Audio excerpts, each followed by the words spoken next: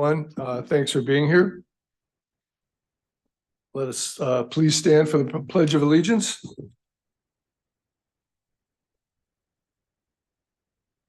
Sheriff Moon, would you lead us in the Pledge of Allegiance, please?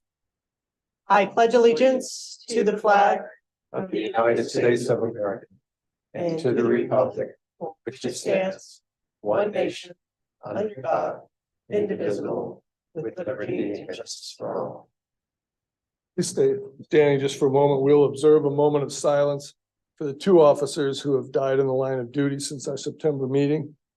The first is Deputy Ryan Klinkenbroomer, LA County Sheriff's Department. The second is Officer Chad Swanson, the Manhattan Beach Police Department.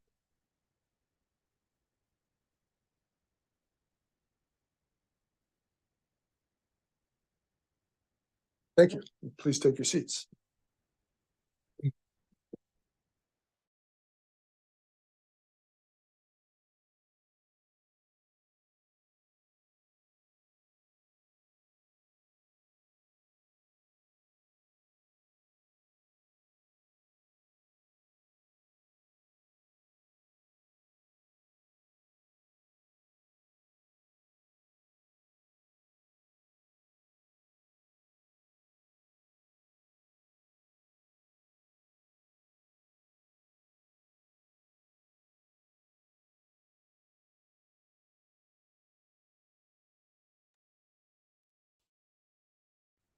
Rodriguez and Commissioner Schmidt.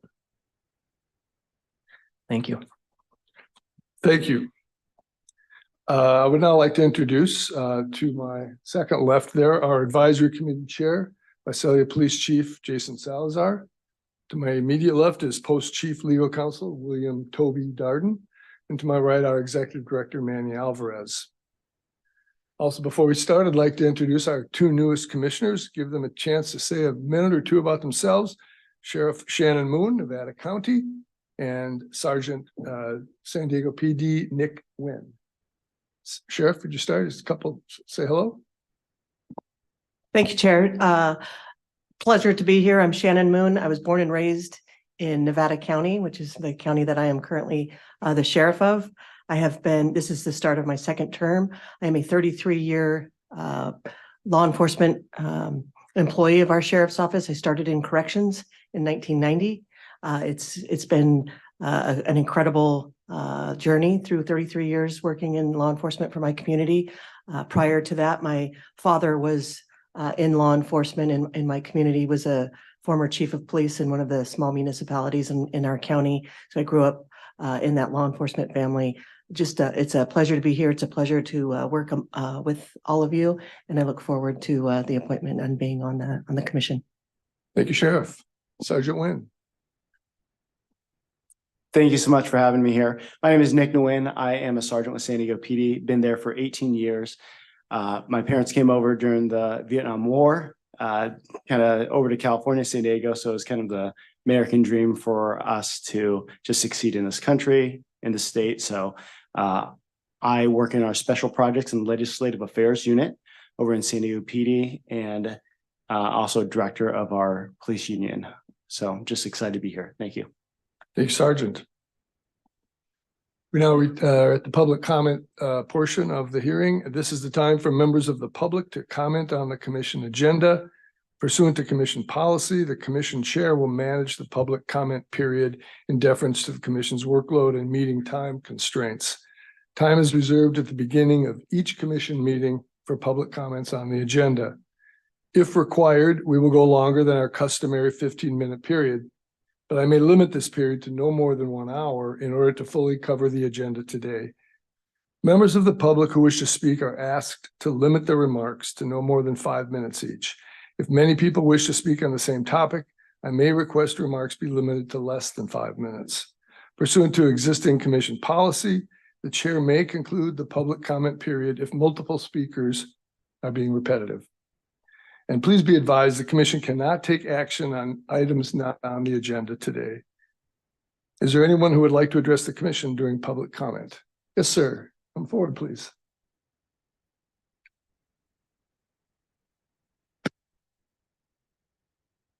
I think we've moved you, we're confusing you. Now you're at the end here. Thank you.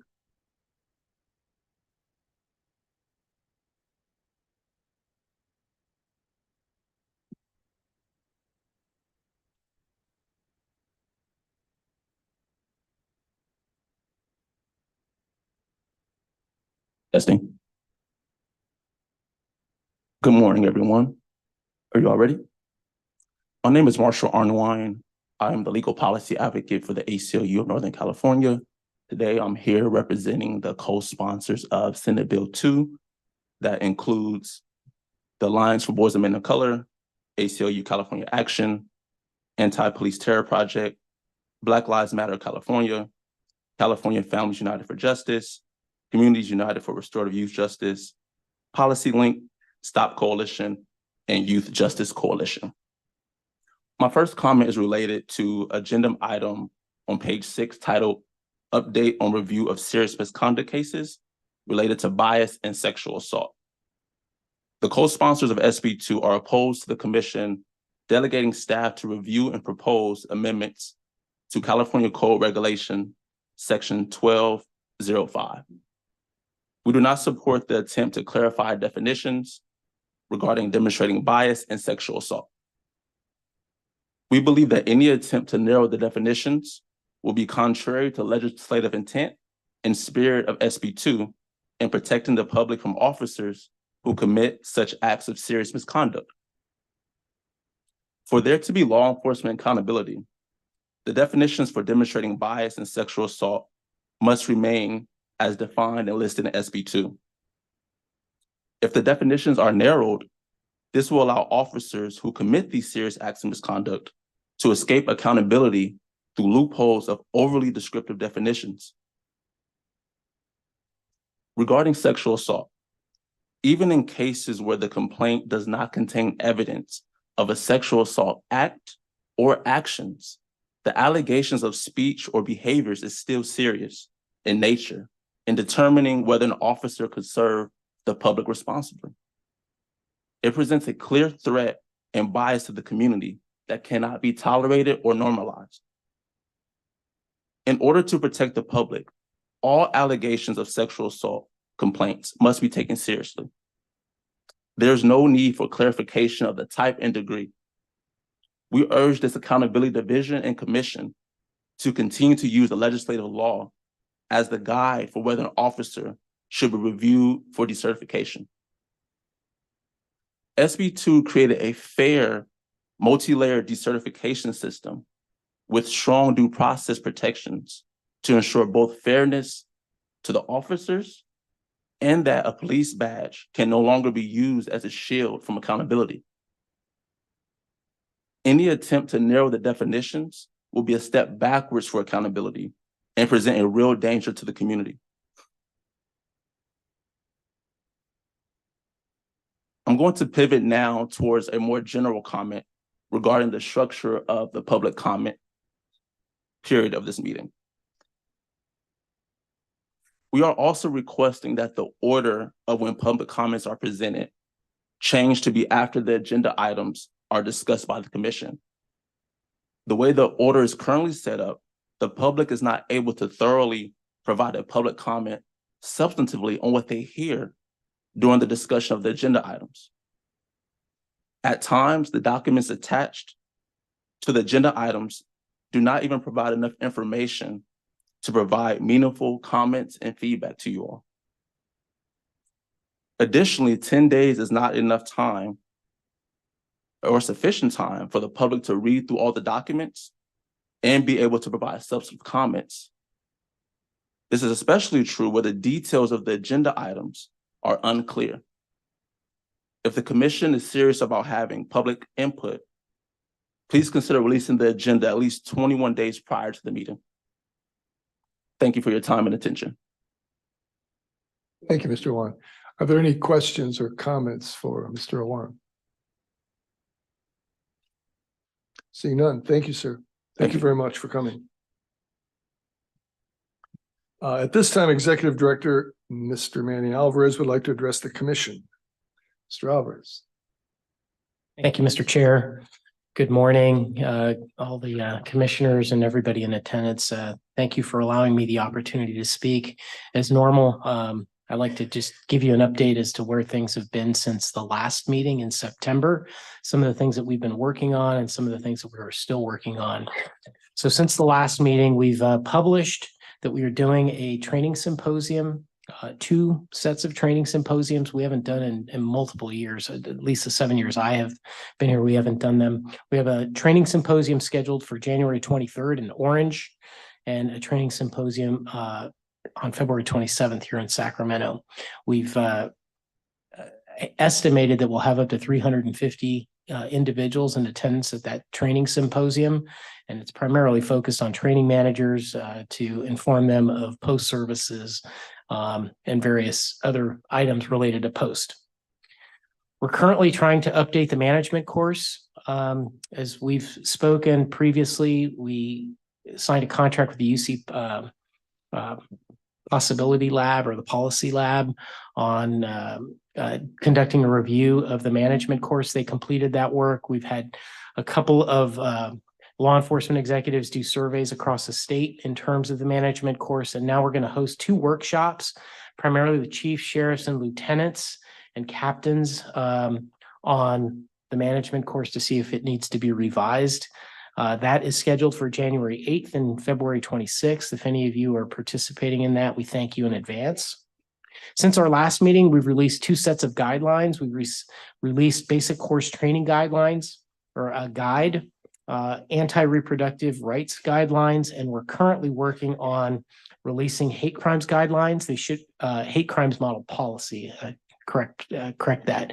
It should be out shortly. It takes into account some of the new legislation that has been passed this session. And we have also in the process of releasing elder and dependent abuse guidelines. They should be out shortly as well. We're still working on a few things that have taken us quite a while. We've addressed them with the commission over the last couple of years that we've thought we'd have done, but they're extremely complex. One is a regulation modification for regulation 1070, and that's refresher training for instructors. We're still working on that. We hope to bring that back to you either in March or June or hopefully in the very, very near future. And we are also working on regulation 1054, which we've talked about previously in terms of budgets and how we set up budgets for training courses. There's just some very, very complex issues with both of those, and it's just taking us quite a while to get those done. We're also working on canine guidelines as we speak, and we're also still working on active shooter training for the RBC. We've started on both of those projects, but they're ongoing. Administratively, for some of the folks that were in the room this morning, we've been having a lot of discussions about our funding and our expenditures for the remainder of the year. For those of you that were not in attendance, we think we're in a good spot for the rest of the year. We think we're, for the first time in a few years, going to expend all of our local assistance money as well as our training money. We do feel we're going to have some money left over for administration, simply because we haven't been able to hire as many folks as we would like. Obviously, with the growth of posts with SB2, we're still in a significant hiring phase. We're currently updating our post website. That is a major revision that we do approximately every 5 years. So that is in the works right now as we speak. We signed a contract in the last 12 months with an entity with Granicus to do Public Records Act requests, to handle our Public Records Act requests that come in, as well as our subpoenas, as well as our document management. That has taken quite a bit of time. We don't necessarily have a document management system that we've been using, and this will be a one-stop shop where all of our internal or documents that come into post and documents that go out of post will be housed. And then lastly, you're going to hear today a presentation on SB2 and some of the staffing with SB2, but I would like to give you just an overall post numbers as opposed to just SB2 post ad numbers. So Our staffing model after SB2 increased to 262 positions. As of this week, we have 186 full-time staff members. So we're slowly ticking up as we go each meeting. And RAs, we've gone from 13 to 14. We have a number of RAs starting next week and the week after, I believe. So we have a slight increase in the retired annuitants that are working for Post. We're also trying to hire a couple of retired annuitants for our legacy bureaus because they are also impacted with the staffing issues. We're trying to hire somebody to help with racial and identity profiling guidelines. And we're also trying to hire somebody to help us with basic course certification reviews, which you'll hear a little bit about today, just due to the backlog that we have. So that's kind of an update as to where we've been in the last 3 months. And I'm happy to answer any questions if you have any. And I just thank you for the opportunity to speak. Questions or comments for Mr. Alvarez? Seeing none, we'll move quickly to the approval of action summary and minutes. Is there a motion to approve the September summary and minutes? A motion? Brazil motion. Second? Ron? Is there objection to unanimous consent? Seeing none, so approved. We'll now move to consent items. We are not planning to hear the following consent items: 1, 2, 3, 4, or 7. Also, item 12 is duplicative of information in item 5, so we will not hear that. Does anyone wish to hear any of these items? Related information for each is, of course, included in the agenda attachments. Seeing no, we will move then to consent item number 5, a report on peace officer certification statistics. Bureau Chief Michelle Weiler, in the first of her many appearances today, will provide a report on peace officer certification status, including 10 proposed revocations that will also be discussed in the next item and will require a vote, even though it's in the consent portion of the calendar. Ms. Weiler. There you go. Good morning. I know you all miss me. Yes, so this morning, I did want to point to there was an error in the version of the statistics that were published in the agenda. So I will point that out when I get to those numbers. The reporting period for these statistics is September 1st to October 31st, 2023. So it's a short window of 2 months since our last meeting. You can see in this 2-month period, we've approved 1,241 new appointments. Again, this is not only our new peace officers, but peace officers who may be lateraling from one agency to another. We've issued 939 proofs of eligibility. Those are our new peace officers, jail deputies, reserves who've never been a full-time peace officer with a basic certificate. We issued 607 basic certificates. We've received 1,167 affidavits of separation. These do include individuals who are lateraling from one agency to another because we need that affidavit of separation when they separate from the prior agency. To date, we have 103,236 active peace officer certifications and 154,133 inactive peace officer certifications. And that number will include any peace officers who only had a proof of eligibility and separated from employment prior to having their basic certificate issued. In this 2-month period, we issued 7 immediate temporary suspensions and received 2 voluntary surrenders. And now we come to the numbers that were published erroneously. Before you, it says 25 individuals were disqualified based on Government Code 1029 felony convictions. That number is actually 34. And the 6 individuals who will, after you vote, have their certifications revoked based on a Government Code 1029 felony conviction. Before you says 6, there are actually 10. You can see on the screen that number is highlighted to draw your attention to that. Of the affidavits of separation received, you could see the majority of them were related to investigations for dishonesty. At 23, we had 7 that involved abuse of power, 3 that involved physical abuse, 5 that involved sexual assault, 3 for demonstrating bias, 16 for egregious and repeated acts that violate the law, 2 for involvement in a law enforcement gang, 6 for failure to cooperate with an investigation, and 1 for failure to intercede. And again, these could be duplicative numbers. An individual may have multiple allegations that they're facing when they separate from employment. Yesterday at the advisory committee, it was requested that in future reports, we identify the numbers of those individuals with multiple allegations. So moving forward, I will have those numbers available for you as well. Any questions on these numbers? No questions or comments? Is there, Mr. Salvar, did the advisory commission have any comment on number 5?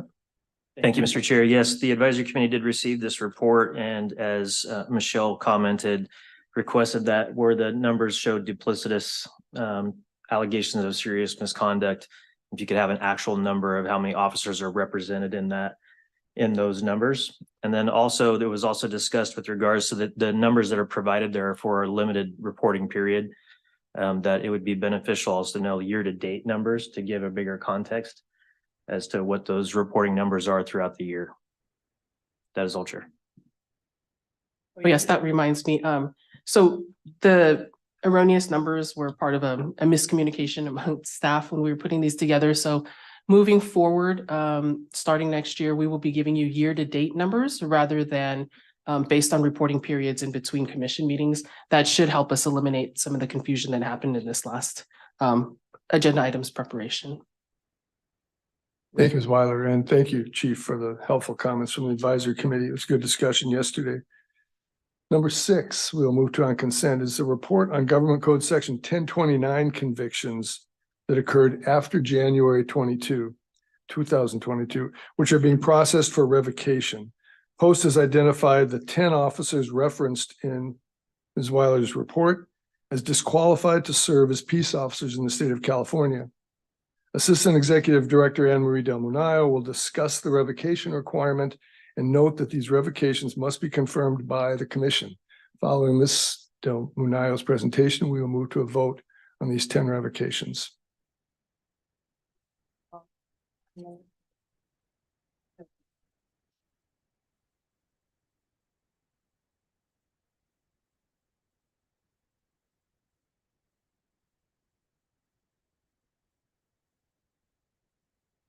Okay, is this working? Great. Good morning, members of the commission. Anne Marie Del Munayo, Assistant Executive Director, Peace Officer Standards Accountability Division. As Chairman Long mentioned, these particular cases are pulled out from the certification stats for a confirmation vote by the commission. These are individuals who have suffered a felony conviction and judgment after January 1st, 2022.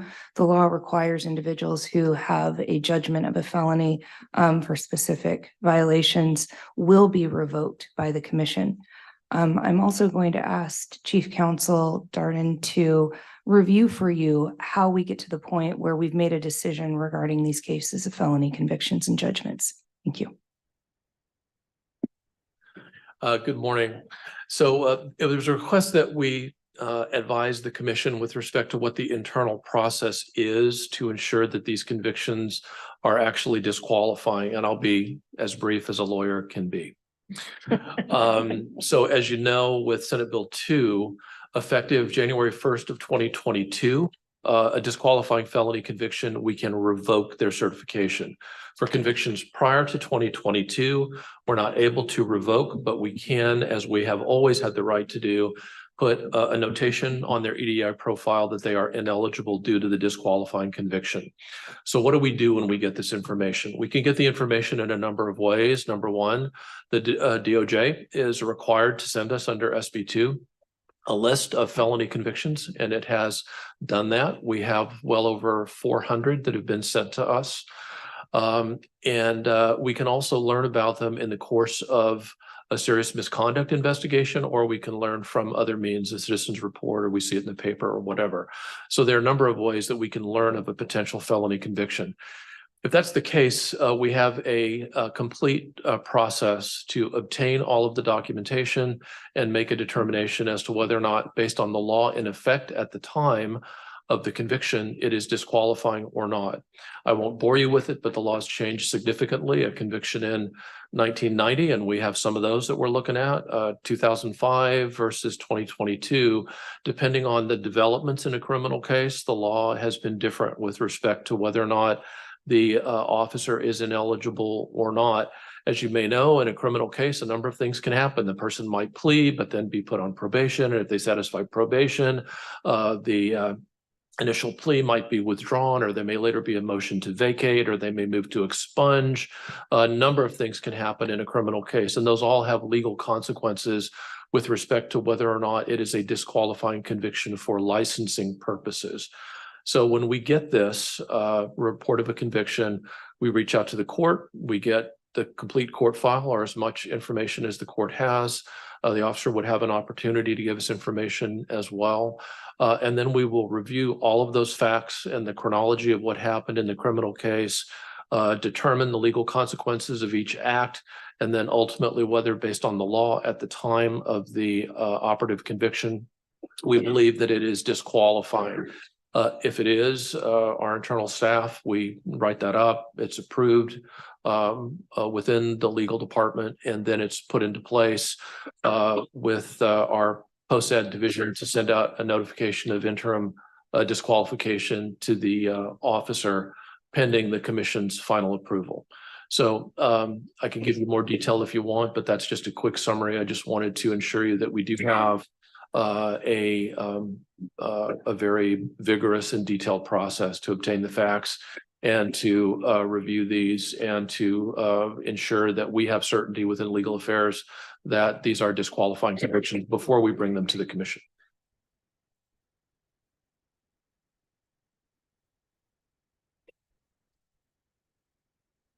Yes, thank you. Thank you, Ms. Delisle. Thank you. Are there any questions or comments on this issue? On these? Commissioner Nieto? Commissioner Nieto. I'm glad to see this finally happen. You know, as law enforcement, and I believe people in law enforcement need to lead lives that are unsullied. It's a honorable profession. To me, it's a calling for most people that go into law enforcement. And the last thing that anybody in our profession wants is those bad actors and stuff like this, because it taints the badge for all of us. So I'm glad that we're finally moving forward with this. And we need to remove people and we need to take them off lists so they don't get passed on from one agency to another. So I'm happy to see this moving forward. Thank you. Commissioner Brazil. In the future, can we see what the conviction was? That'd be great to kind of see that, maybe even track it to see if we see a pattern or trend. I don't know if it came up before, but. It did actually, Commissioner Brazil. I think were we prepared to, I think we're prepared this morning to go through the 10. Yeah, we can, Commissioner, if you're interested in it. My Assistant Chief Counsel does have information on each conviction. If you would like to hear what the factual basis is on each conviction, I can bring him up. Okay, I see a no. I was looking for one extra column. I see. Basically said the conviction date nature and then of the what conviction. the conviction, yes, Sure. whether it was Got it. penal code section down if you want and let us interpret from there, but I don't need an explanation. Just Got it. it'd be nice in the future. Okay. Chief Salazar, I believe you discussed that as well yesterday. You have comments from the advisory committee? We did receive this report, but there are actually no comments on this particular item from the advisory committee. Additional questions, comments? Is there a motion to confirm the revocation of these 10 officers? Nieto moves. Is there a second? Second. Second, Gordon. So the motion is to, we'll read those names into the record, is to confirm the revocations of Daniel M. Auner, Davin Cole, Daniel Donahue, Antonio Galindo, Kevin Murray, Fidel Nunez Jr., Alexa Palubicki, William A. Rodriguez, Trevor A. Sterling, and I believe, N.Y. Tron. We have a motion and a second. Mr. Chandler, would you please call the roll?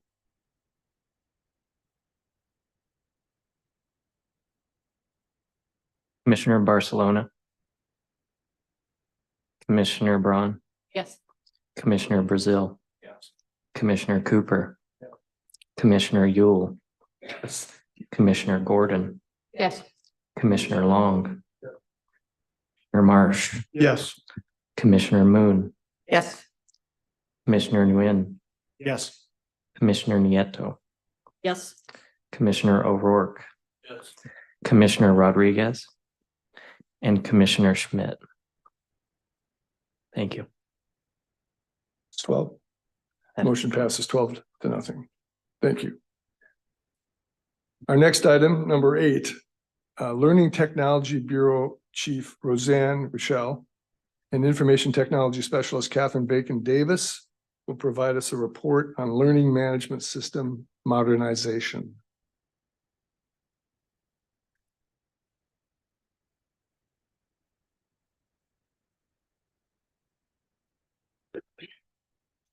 Hello, my name is Roseanne Ritchell. I'm the, I'm the Bureau Chief for the Learning Technology Resources Bureau, and with me is Catherine Bacon, who is one of our instructional designers who has been the lead project manager in the modernization of our learning management system.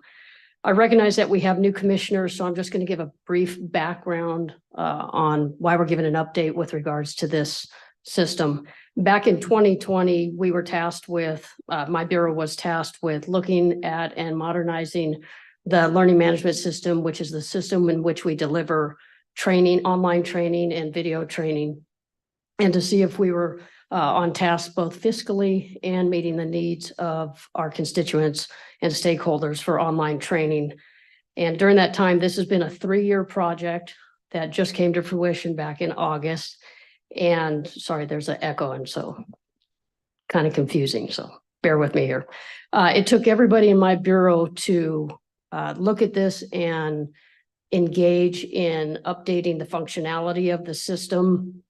And also we had to create all new templates for all of the training that we had to transfer over and migrate over from the old system. So it wasn't just flip a switch and now we have a new learning management system. Again, this has taken 3 years. In doing so, it was a 4-stage process, vetting process, in which we collaborated with other state agencies for their input, oversight, and regulation, and received input and also some testing out in the field to make sure that the product that we were going to be delivering was adequate and sufficient to meet the needs of the stakeholders out in the field. So at this point, I'm going to refer to Catherine. She's going to give an update on where we are with the training that is online, how many users we have, and then ask you if you have any questions. But I'll ask you now, does anybody have any questions before I defer to Catherine? Fantastic. Good morning. Thanks for your time today. Let's see, we went dark on the portal June 16th, and we were back live on August 15th. That time accounted for us switching to the new system and transferring all of our existing portal accounts. As of 11/1, we had 113,496,000 active users. As of today, we have 113,537 in the span of a month. I also, in the agenda item, you'll see some stats I provided. The number of courses we have all told is 106. Earlier this month, we had managed to restore 86 of those. We are now fully back online with those courses. There's one exception, which is a customizable course we're continuing to work with. The number of affiliations in our system, and by affiliations, think of agencies, presenters, post programs, such as our internal training offerings. We have 1,088.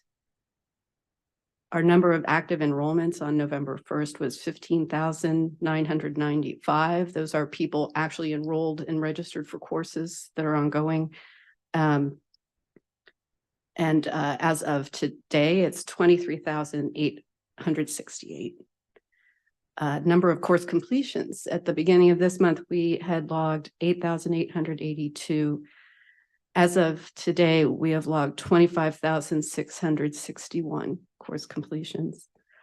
We have numbers for our top 5 courses. Several of these are mandates, which are very popular with the field for our portal. For domestic violence response update, this course was released just prior to the November 1st date when this agenda item was written. As of November 1st, it was 3,382 completions. As of today, it's 7,579. Strategic communications, perishable skills, was 2,975. As of today, 4,554. By the way, as of yesterday, it was 4,493. So you can see day over day, we continue to get more enrollments and completions. Beyond bias, racial and identity profiling update. The beginning of the month, this was 1,278 completions. As of today, it's 3,036. De-escalation and enhancing strategies for everyday encounters. On the 1st of November, it was 731 completions. As of today, 922. And finally, let's see, elder abuse took the lead over human trafficking, and as of today is 792 completions. So those are our top 5 of the 106 courses we have. And I'll open it for questions. Thank you. Any questions, comments? Not a question so much as a Commissioner comment. Braun. I am one of the people that did the domestic violence update on November 1st, and I will say that it was very seamless doing the learning portal, and I appreciated the ease of doing it. It was sent out to all of my staff to do it, so I thought I'll be a sport and do it as well. So I just wanted to let you all know that the system is working, as you can tell. Thank you. That means a great deal to us. Yes. Thank you, Chair. Questions or comments? Thank you both for the report. We'll move to consent item 10. Excuse me, 9. And training program services, Bill Baldwin will provide an updated metrics report on the quality assessment program, the QAP.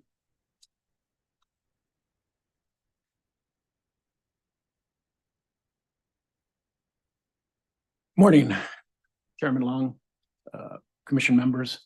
My name is William Baldwin. I work for the Training Program Services Bureau. And I'm going to give you a background of what the QAP program is, especially for some of the members who haven't heard this before.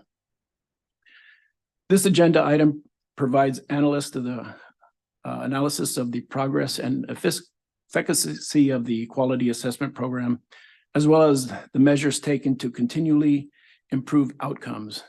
The agenda will provide the general process used in the program, the number of courses selected for the review, the number of instructors' assessments completed, the number of courses requiring corrective actions, and the number of recommendations provided to assist with improvement with instruction. The mission of the Commission of Peace Officer Standards and Training is to continually enhance the professionalism of California law enforcement in serving its community. The Quality Assessment Program, or the QAP, is contractually managed by the South Bay Regional Public Safety Training Consortium, which provides a third-party validation that presenters are delivering the best training possible to California law enforcement personnel. The South Bay Program Manager, in collaboration with post staff, is responsible for assigning quality assessors to select courses. Historically, only courses listed in the post-course catalog were selected for assignment. And during discussion with the South Bay Program Manager, a gap was identified due to the class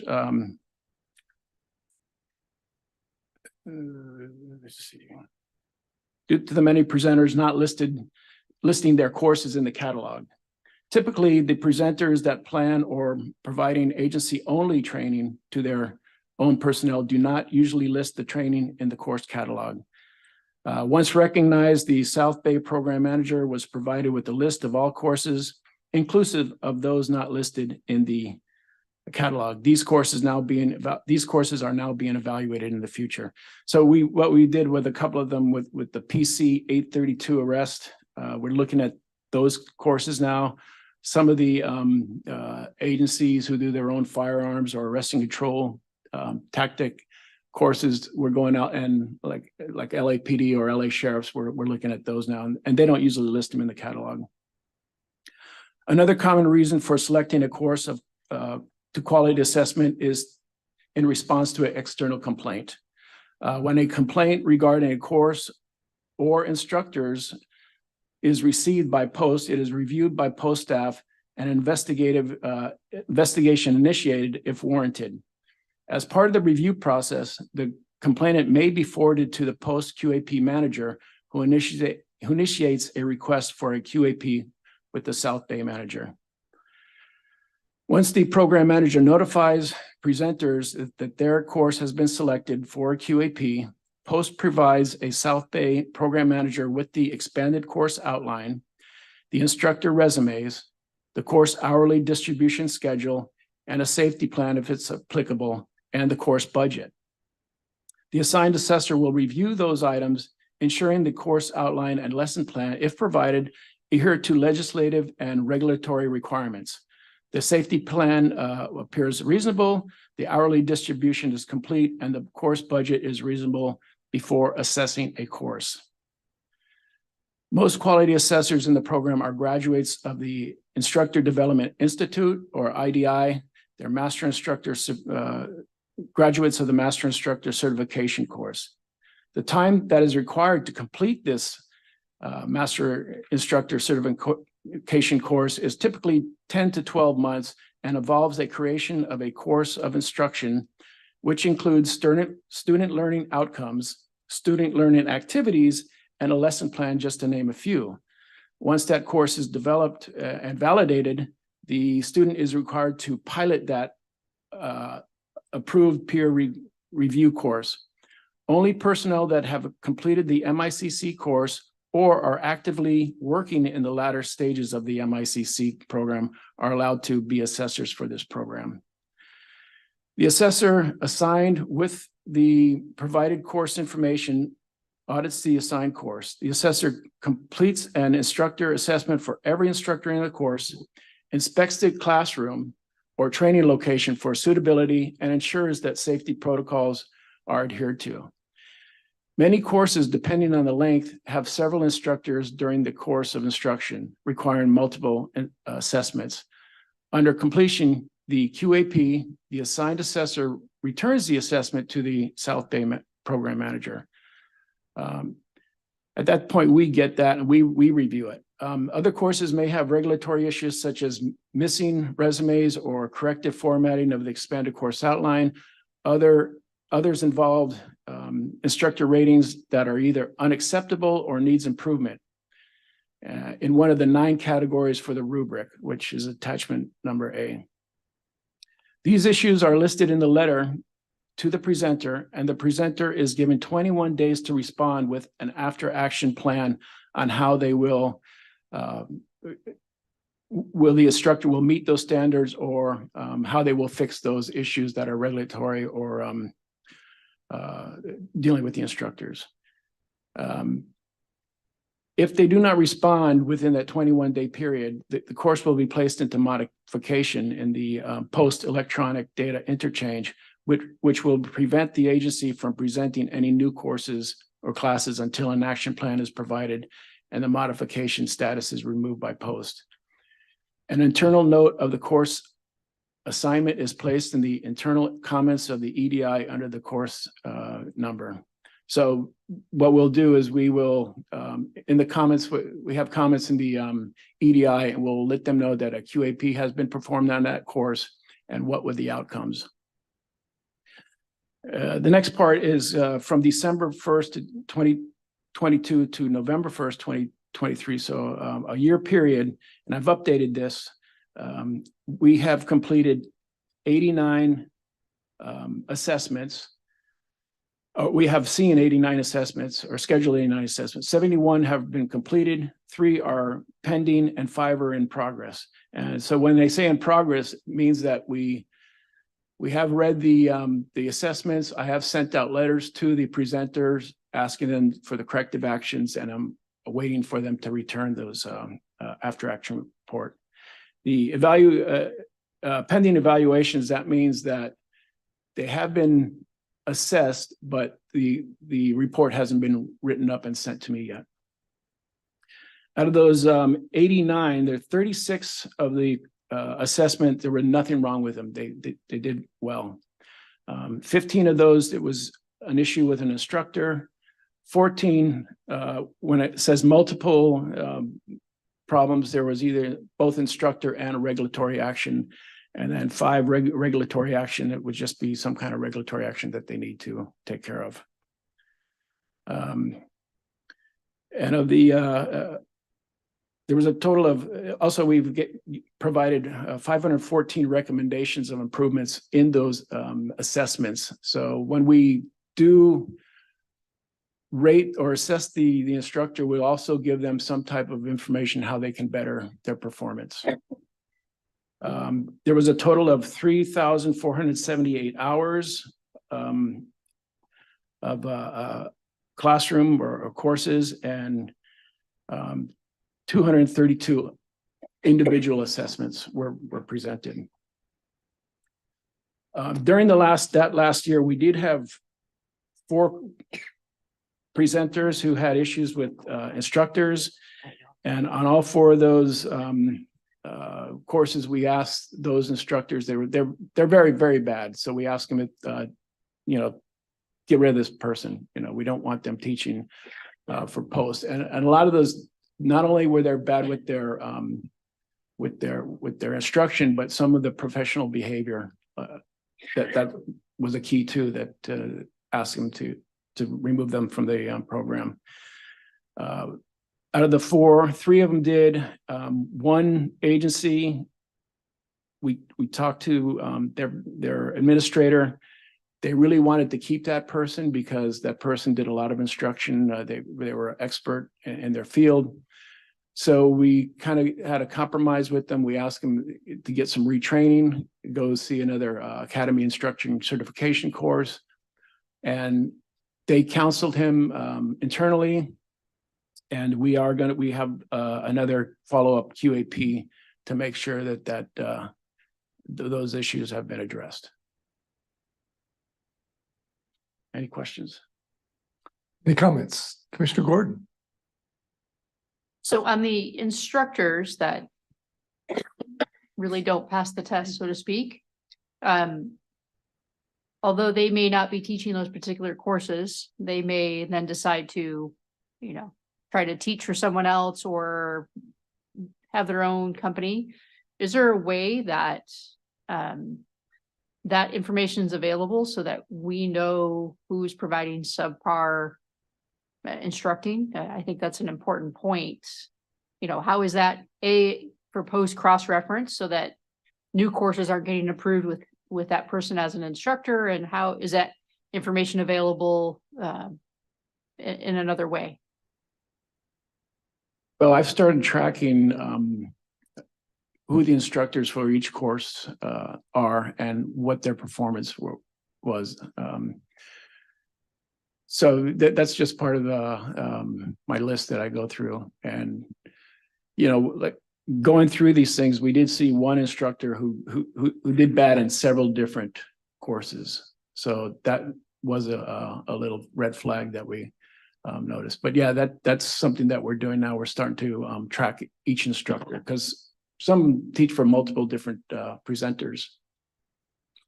I think just a second, I think that Commissioner Gordon's comment hits the heart of the matter with QAP that over the last couple of years is just assuming that all this good work goes on by post on this. What happens when you have 514 or whatever it was recos for improvement? How is that tracked and where does it go so that people like Commissioner Gordon know who to avoid or where to send their people? I've just never really seen any way to track this information or to figure out what type of sanctions or what follow-up there have been. 221 instructors reviewed, 500 plus recos for improvement. Where does it go? I believe that, assuming that everything is done properly, where does it go and how do we make best use of that? And that goes to the cost efficiency question. And I think is kind of plagued QAP. Mr. Alvarez. Thank you, Mr. Chair. I believe a lot of that information is releasable under a Public Records Act request. I presume the QAP results would be releasable on every instructor. Yes, we have not posted those results for each one online, but the data is available. Should we desire to put it out there or should anybody want it? So we do have it. I think it's really important. We talked about the quality of our officers, but the quality of their instruction and their training really goes to the heart of the matter. So if there are instructors that are, whether it's how they instruct, even what they think is appropriate, quote unquote, banter or other things, that make them a less desirable instructor. I think those things are all important when we're, to Chair Long's point, deciding where to put our training money and where to send our folks. When you're looking at a list of classes, who your top quality instructors are make a difference. The training they're getting makes a difference. So I think there should be some more conversation about not just requesting in terms of a PRA, but how that information could be more available to the training managers and to chiefs as we're making those decisions. I think it's, very, very valuable. I'm glad to see that, the program quality assurance is up and running and, to this degree, because I think this is important. But I also think what we do with that information in terms of the commission is also very, very important. Yeah, I'd like to say that sometimes when instructors get a negative review, like needs improvement, some of those deal with, let's say, mental, intervention training.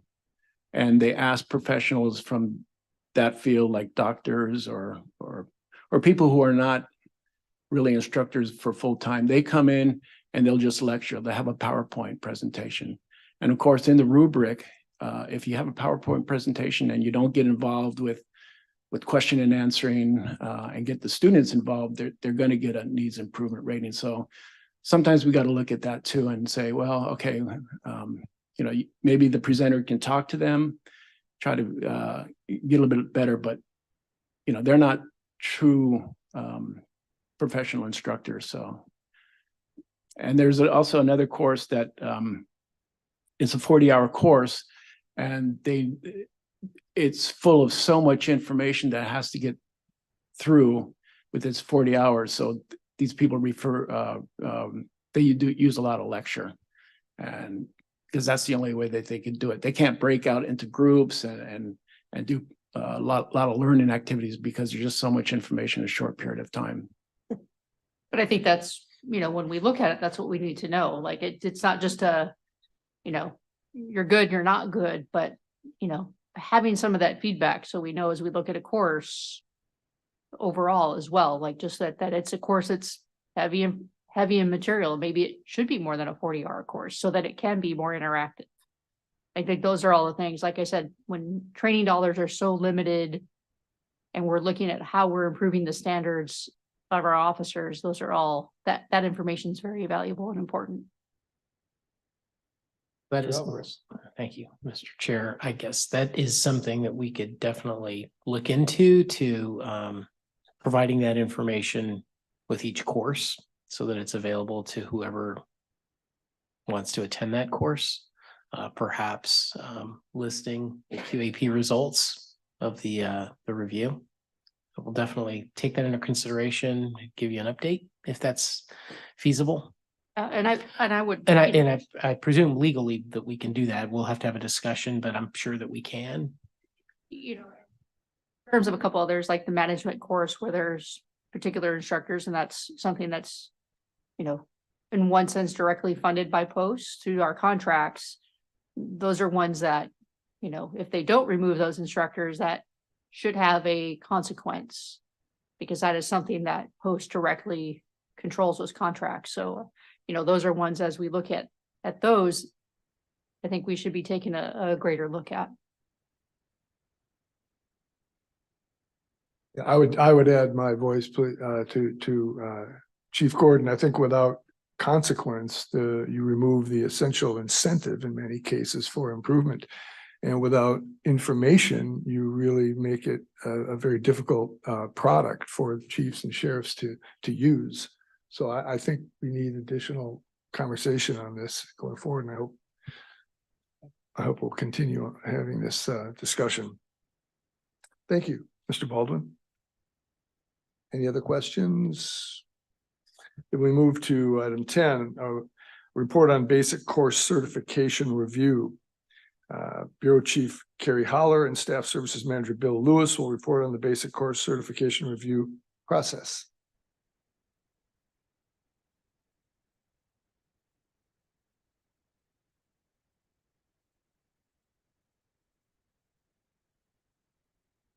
Morning, members of the commission, Chairperson Long. My name is Bill Lewis. I'm assigned to the Basic Training Bureau. More specifically, I am the BCCR manager for the Basic Training Bureau. BCCR is the Basic Course Certification Review, which in bottom line is basically an audit or an evaluation of basic courses that are certified for post. Okay, next slide.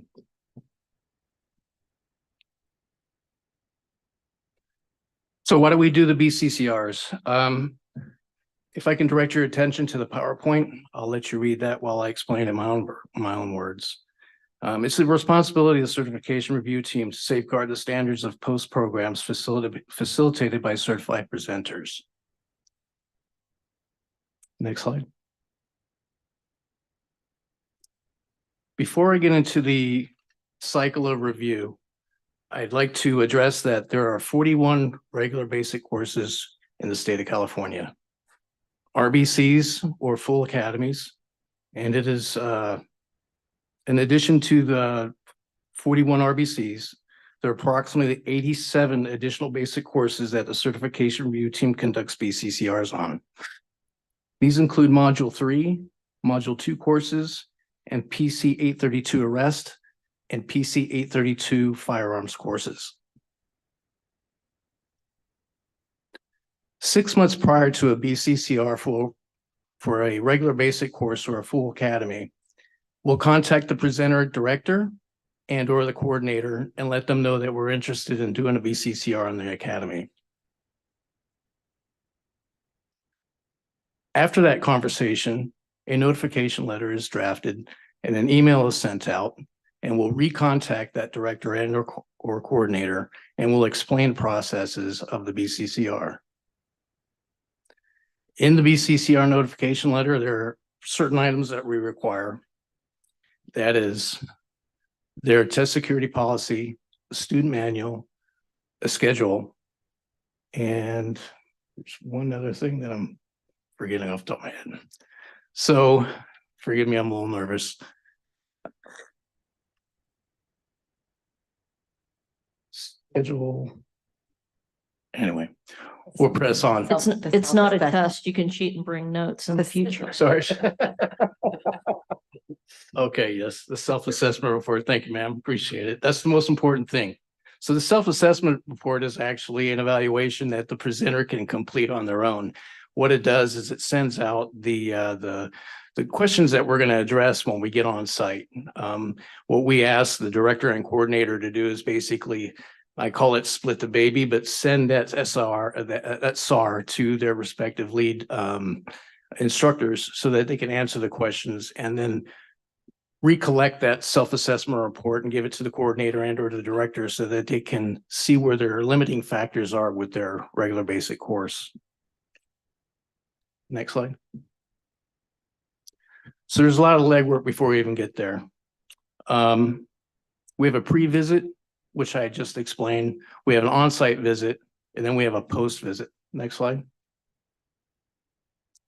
So a pre-visit, please direct your attention to the PowerPoint. We maintain spreadsheets with post presenters who facilitate post courses. These spreadsheets are used to determine which presenters do for a BCCR. With this said, we don't always go by who's on top of the spreadsheet to go to do the BCCR. We sometimes get anonymous calls from concerned members of the staff and or students which require us to do immediate action and maybe do a unsolicited on-site visit so that we can correct anything that might be of concern for post. Next slide. So the on-site inspection, we inspect pretty much everything that you can think of: student files, instructor files, work sample test battery equipment, classrooms, administrative offices, gyms, EVOC course if they have it, and additional training equipment that they might use to facilitate their program. When we get on site, the first thing that we really like to do is interview the class first, the entire class. We have a series of questions. We go through all courses that they are participating in with manipulative skills, and we ask if certain TTS requirements are being instructed. I love the candidness of the students, and we learn through their responses that sometimes the TTS is not always being followed. And when we have those concerns, we document it, and we follow that up with an interview with the lead instructor. And we sometimes clear the mud, but we've also found in that process that instructors are not always teaching off the TTS and learning activities in certain portions of the required TTS. The training and testing specifications is not being taught.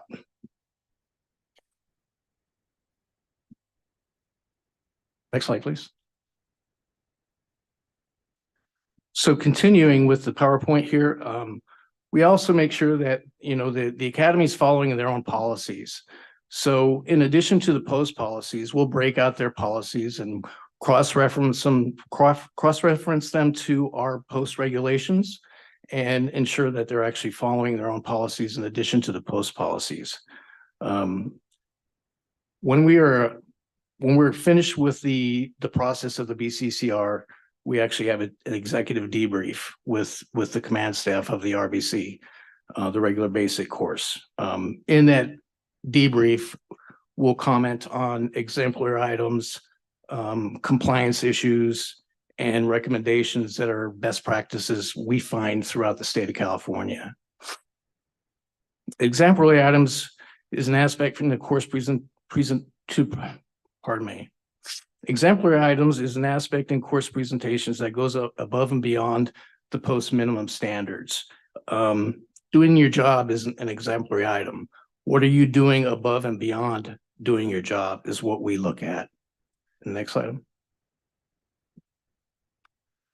When we're complete with the BCCR, we send out within 10 days a 30-day corrective action plan letter.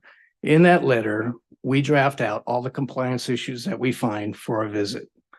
We send it to the director and or the coordinator. They have 30 days to respond to us with how they're going to fix the problem. That doesn't mean that it happens overnight. Sometimes we know that it's a budget issue. What we look for, what are you doing to fix the problem? We know that you have to send out a notice for bids. You have to get a budget, and you have to have a contractor to come out on site. And we know that when the contractor is finally taken, it might take another year for it to get fixed.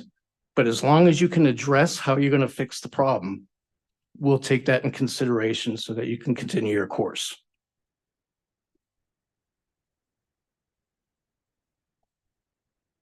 Right. So I think this is where some of the questions might come in regards to what kind of compliance problems that we see. Administrative documentation issues. So when we get on site, I really think that a lot of the staff is really into the operational aspect of the RBC, and they neglect the administrative portion of it. And we're finding a lot of documentations are outdated and or even not even completed. So we have to address that with them. Learning activities are not being taught. TTS references not included on the schedule, which is a requirement through 1059 now. So in addition to the schedule, the RBC director and coordinator responsible for breaking down the instructor, the date, and the TTS content that is instructed for the day. requests for course numbers are sometimes requested after the course is actually started, which is a problem because if they're in modification, they cannot access TMAS material to conduct tests for their students. So then we get an emergency call. We can't access it. We'll notice that they're in modification, and that's a reason for the limiting factor of them accessing that TMAS. Sorry? For testing. So, one of the biggest problems we've seen is that RTOs and or directors are sometimes acting in dual capacities. They're working as the instructor and also working as a recruit training officer. So those two things are independent, and you can't have an RTO act as an RTO and teaching at the same time. The purpose of RTOs being on site is so that if there's an issue that needs to be addressed, the lead instructor is not stepping away and handling that issue with the student. Because if it's going to take some time to get through the emergency, it's taking away from the certified hours that the course is actually supposed to be instructed. The next slide. A big problem that we're seeing lately is work sample test battery equipment. We're seeing that the 34-inch obstacle is not to scale. The walls, the 6-foot solid wall and the 6-foot chain link fence we're seeing is not as wide as it should be. It should be 7 feet wide. And we're seeing a lot of it 5 feet to 6 feet wide only. And we're documenting all these things. And I want to point out that Anita Finner's actually modifying our work sample test battery proctor manual at this time. There's a lot of gray areas in that manual that we're getting calls from presenters all the time, not understanding what the 2012 version is. So we're working really hard to clear up that mud so that presenters can actually facilitate these tests the way they should be done. Unapproved or modified test forms. So we have test evaluation forms that is utilized by, I would say, 95% of the presenters in the state of California. However, we see that some presenters are actually modifying it to document scores, and that is not the objective of the test evaluation form. It is a pass or fail, go, no go evaluation form. You can't grade on it. You can't put your notes on it unless there was a failed performance dimension on that. And the whole purpose of it is that the student's either doing it or they're not doing it. The other part of that is when an evaluator is actually documenting notes on evaluation forms, sometimes it is contrary to the pass or no pass performance dimension. So we ask that the only time any comments are ever made on evaluation forms is if a student is not actually passing that performance dimension.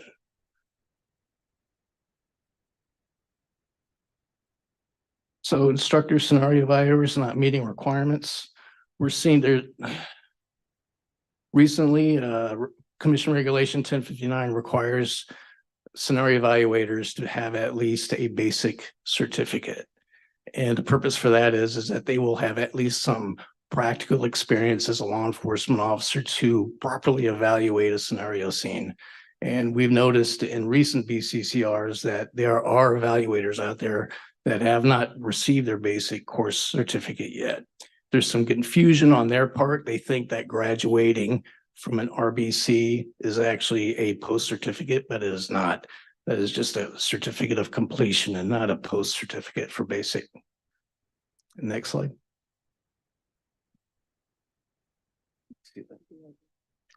Yes. And finally, one of the biggest issues that we are seeing now is that Penal Code Section 13511.5 requires a DOJ clearance letter. We're seeing that DOJ clearance letters are not actually produced by the student if they're non-affiliated to the RBC before instruction starts. That is a requirement that they have that. It is also regulated through Commission Regulation 1950. You can find it in there. And that is a background process for this. So one of the issues is that when students actually go get a fingerprint check, they're putting the wrong codes on our application. So they might get a clearance letter for a criminal background check, but they're not getting a clearance letter for certification to attend peace officer standards and training. If the DOJ letter is not correct, the student should not be taking a seat. And we have found that there's actually students participating in the course instruction that have not cleared up a DOJ letter. We have worked with the RBCs when we find that and give them a grace period to secure that DOJ letter prior to the LD 35 start. If that timeline is broken, then that student is dismissed from the class. So next slide. That concludes my presentation. Are there any questions?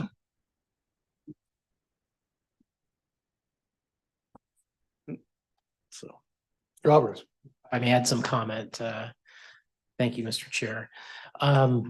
This is a significant program for us. We increased our staffing approximately 4 years ago from 2 to 4 to do the BCCRs, and we want to get to the academies on a regular schedule. We'd like to try to get to them every 3 years because things can go south quickly in 3 years.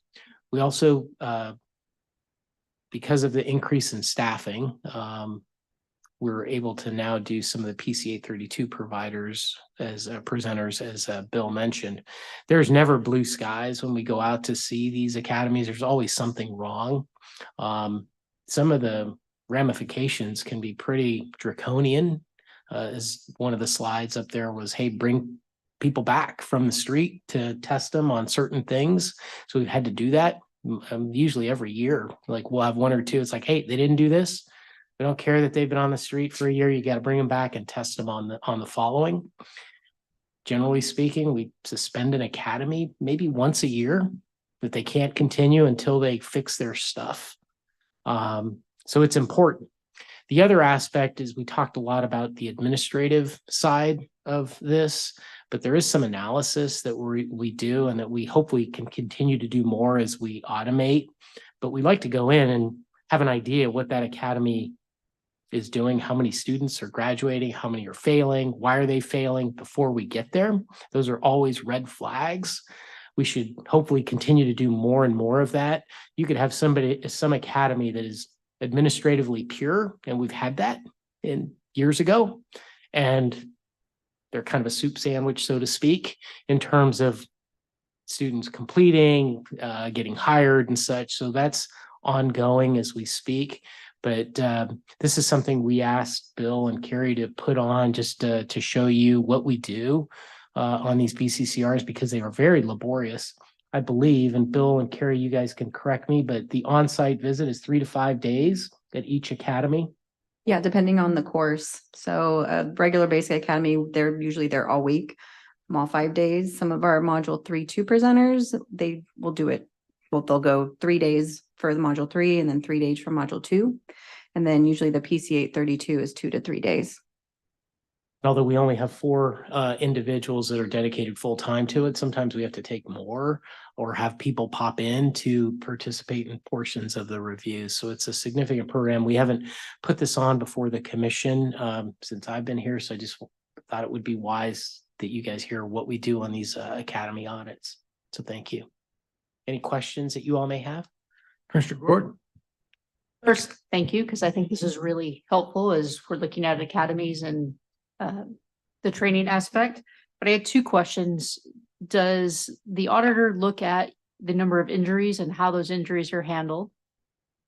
Yes. We could go into more detail with that, but we do track all of the injuries. And then before we go in that administrative review process, we will look at the student injuries.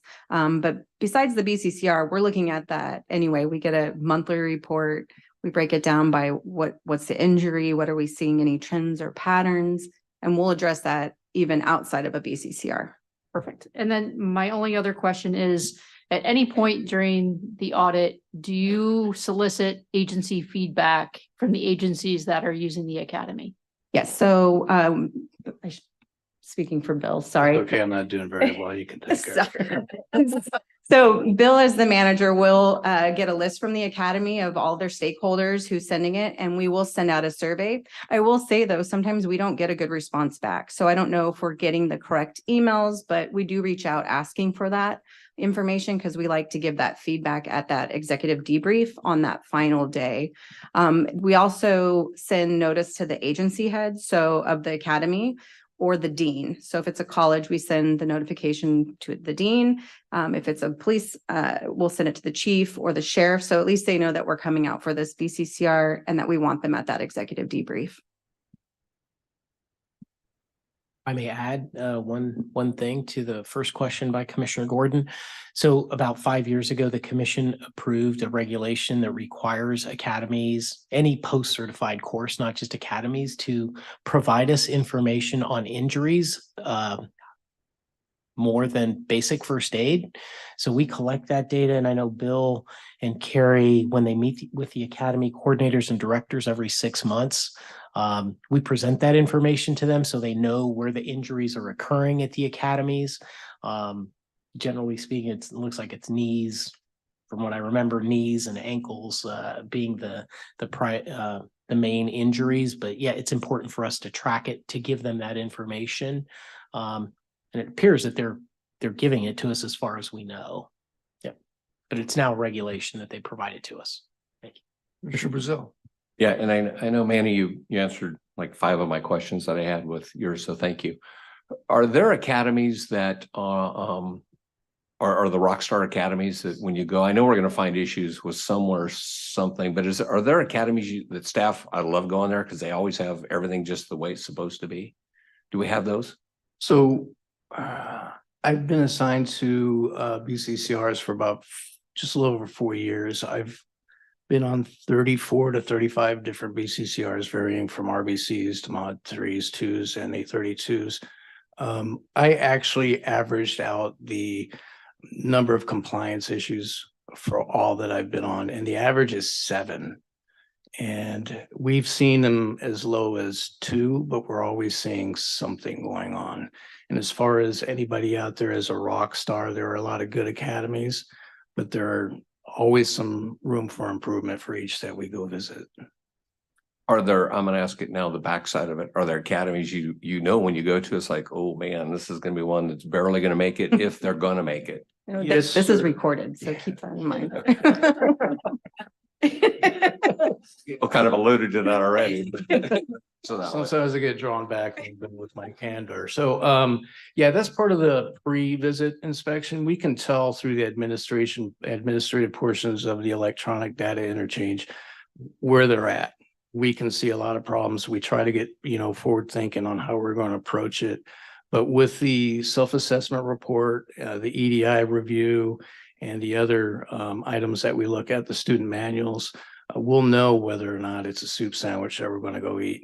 So, I kind of going back to what Commissioner Gordon had referenced, and I totally support her on the instructor side of it, being able to look at instructors, not necessarily in courses, but instructors to see what their skills are. I think it's worth staff looking at how do we rate academies? Like these are the academies who go to only have 1 or 2 problems. They're the folks that are really getting it done. You're gonna find something, right? It's because we're not perfect. And these are the academies that are constantly on our radar screen, and to evaluate them some way so that agencies that don't run their own academy, I come from one that did, but agencies that don't run their academy know which ones are the ones that they want to put their staff through, or that they want to encourage them to go through versus just getting what you get. So I think it's worth considering doing that. And then publicly putting it on I'm a big fan of putting it out there so that chiefs and sheriffs can look at what are the top rated academies based on what we see for compliance issues, and same with instructors. I really support the instructor look as well. I think you'll see some people pick up their game when they see that they're at the bottom of the list, or that we just permanently suspend them and say, guess what, you just can't get it done. We're going to shut you down permanently. So that's just my thoughts. One other question, the ones that are identified as O'Rourke, the problem academies, are they left on a 3-year cycle? Do you go visit them prior to that 3-year cycle? So we understand that, personnel issues are in a high frequency rotation.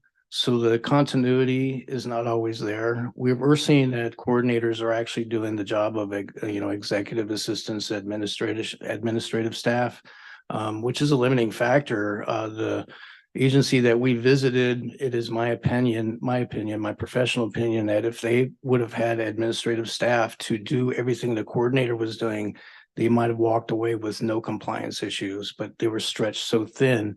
In addition to this coordinator teaching, manipulative skill LDs, he was, highly tasked and not enough time to do that administrative portion of the academy.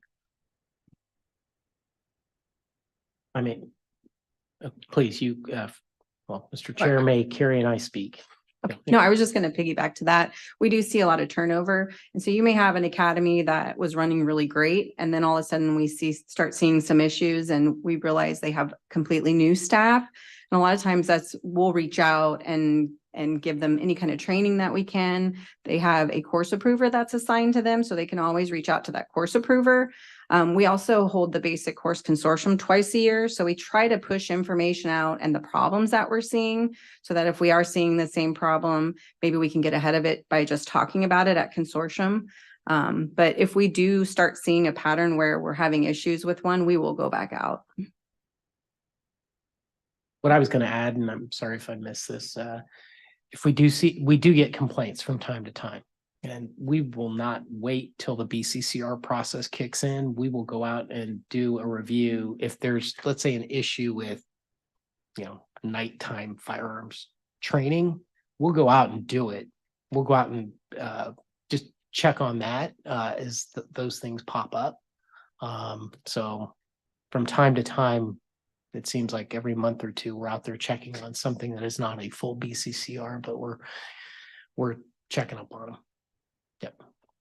Yeah, and one last thing I want to add is that if we see the rotation, we'll hold off on the final report and maybe you can call it kind of a probationary period. We'll stay in touch with that presenter, work with them through the next course.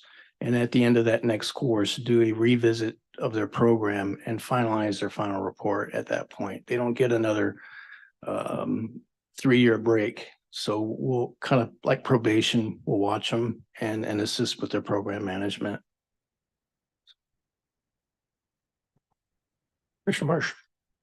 Yeah, so just to piggyback on what Commissioner Brazil was saying, it's great that you're trying to add consistency, but I think from an agency that puts agents in different academies throughout the state, there's not consistency. And I think that a police officer that goes to an academy in Sacramento should get the same experience as somebody that goes through in Riverside or San Bernardino or San Diego. And I don't know how we get there, but I think that it should be a focus of the group, that police officers get the same training, not only the curriculum, but the culture of the academy has to be similar throughout the state because we're putting out different police officers throughout the state. And I think that statewide, we need more consistency. Sure. If I may add to Commissioner Marsh, Brazil, and what Commissioner Gordon has hit on, it will come up again, I think, in our next item, but that is the whole issue of consequence and incentive and being transparent and publicizing this stuff.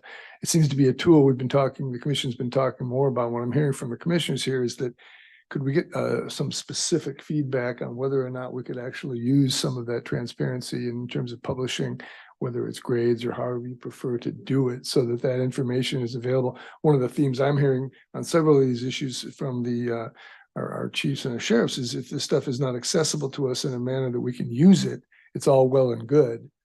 But what do we do with it if it's not public, if it's not transparent, if there's not some type of incentive created? I mean, incentive is the mother of all improvement, I think. And so at some point, could we get a more specific report back, Mr. Executive Director, on how we might be able to do and address some of these concerns?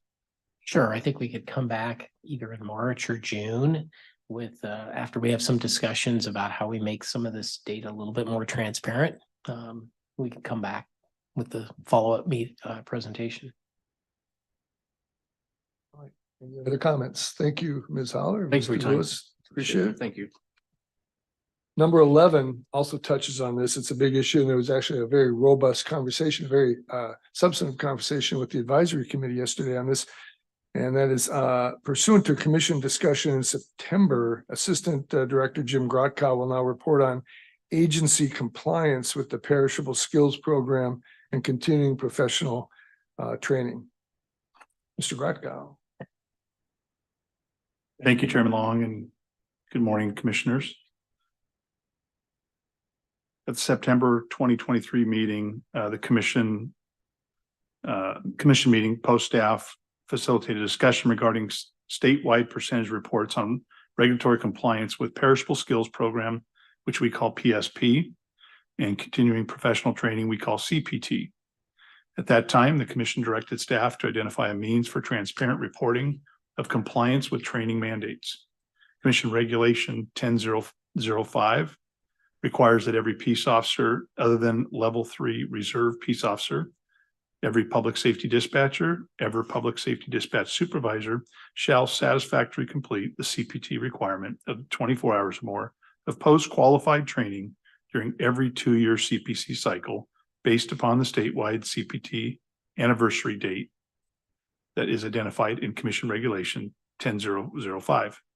Continuing professional training is training that exceeds the training required to meet or requalify an entry-level minimum standards. It is required for certain peace officer and dispatch personnel employed by post-participating departments to maintain, update, expand, and/or enhance an individual's knowledge and skills. This includes the training required for Perishable Skills Program. The Perishable Skills Program refers to the psychomotor and communication refresher training required to be completed by all peace officers below the rank of middle management, which we generally consider to be a lieutenant. The specific topics and hourly requirements are covered under Commission Regulation 10005. Post staff does not currently have the authority within the law to take action regarding an agency or officer who fails to meet the 24-hour of CPT or PSP training requirement within the 2-year cycle. Post staff propose the following 2 options within the scope of our authority to address the concerns of peace officers who fail to meet the mandated CPT and/or PSP training. So if you refer to the slide up on the wall, the first one would be publishing an ongoing report of compliance on the post website in the data warehouse that would identify the total number and percentages of officers currently in compliance with CPT and PSP mandates by agency. So this would be something that in our discussion yesterday, initially we proposed that we would do this starting the first day of the cycle, the 2-year cycle, which would put essentially every agency to appear to be out of compliance. As you see, we've added some verbiage within there that include disclaimers for the fact that the cycle runs 2 years and as well as the fact that some people may have mitigating factors on why they have not completed the training. In some of the discussion yesterday that we had, it included adding dispatch personnel to this. This is currently, we only addressed it with peace officers, but we support the idea of adding dispatch personnel to this report. And there was some discussion also about publishing the report after the cycle and not during, to minimize confusion and have historical data that we do have that would be up there for previous cycles. So I will stop right there and ask if there's any questions on this.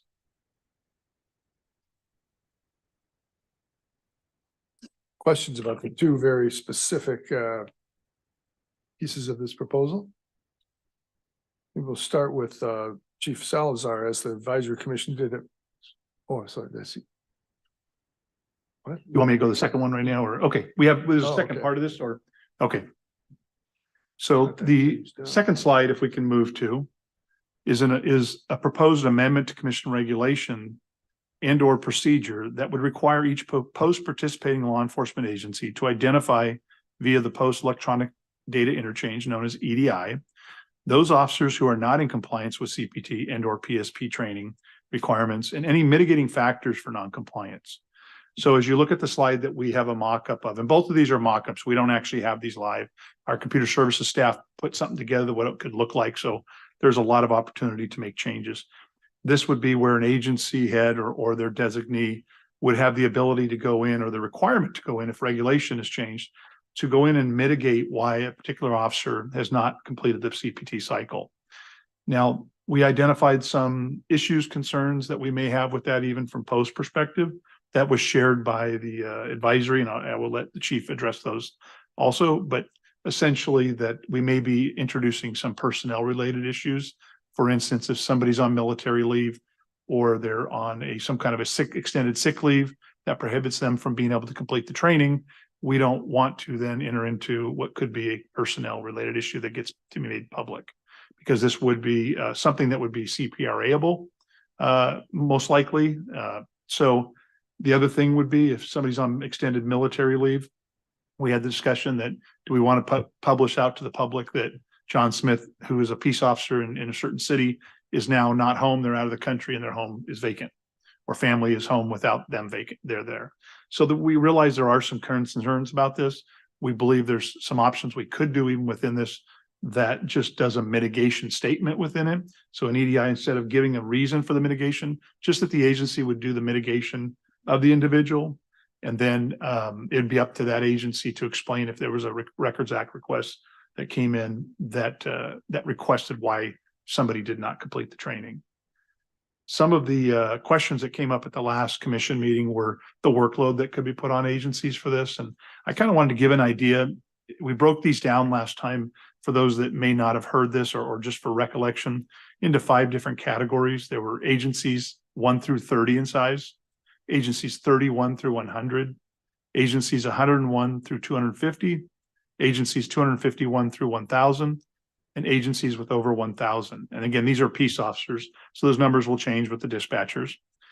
And to give an example, if an agency in 2017-18 cycle that had 100 officers that had a 94% compliance rate, that leaves them just over 5% actually, that would be 5 officers total that they had to actually mitigate. So the workload doesn't look like it would be that significant on the agency, but it would also be more transparency to show why officers aren't in fact getting the training, whether some of them are mitigated for a reason or the remainder of them that didn't go would not be mitigated.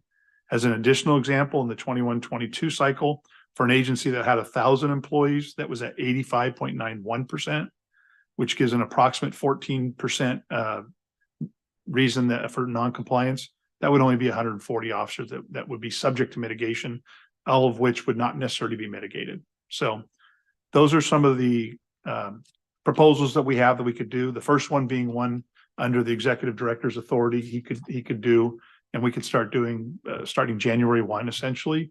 The other one would require a regulatory change.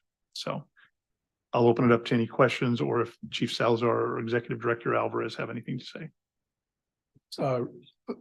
Executive Director, Mr. Alvarez. I may, before the chair of the advisory committee, Chief Salazar, speaks. So the mitigating factors slide, we're very iffy on, to be very frank, as to whether that's a good thing or a bad thing. We know that if we post the CPT and PSP compliance data, we know, but the public doesn't know and the media doesn't know, that there are mitigating factors. Some people aren't required to complete PSP for certain reasons that we may not know, or CPT, and it throws the numbers off.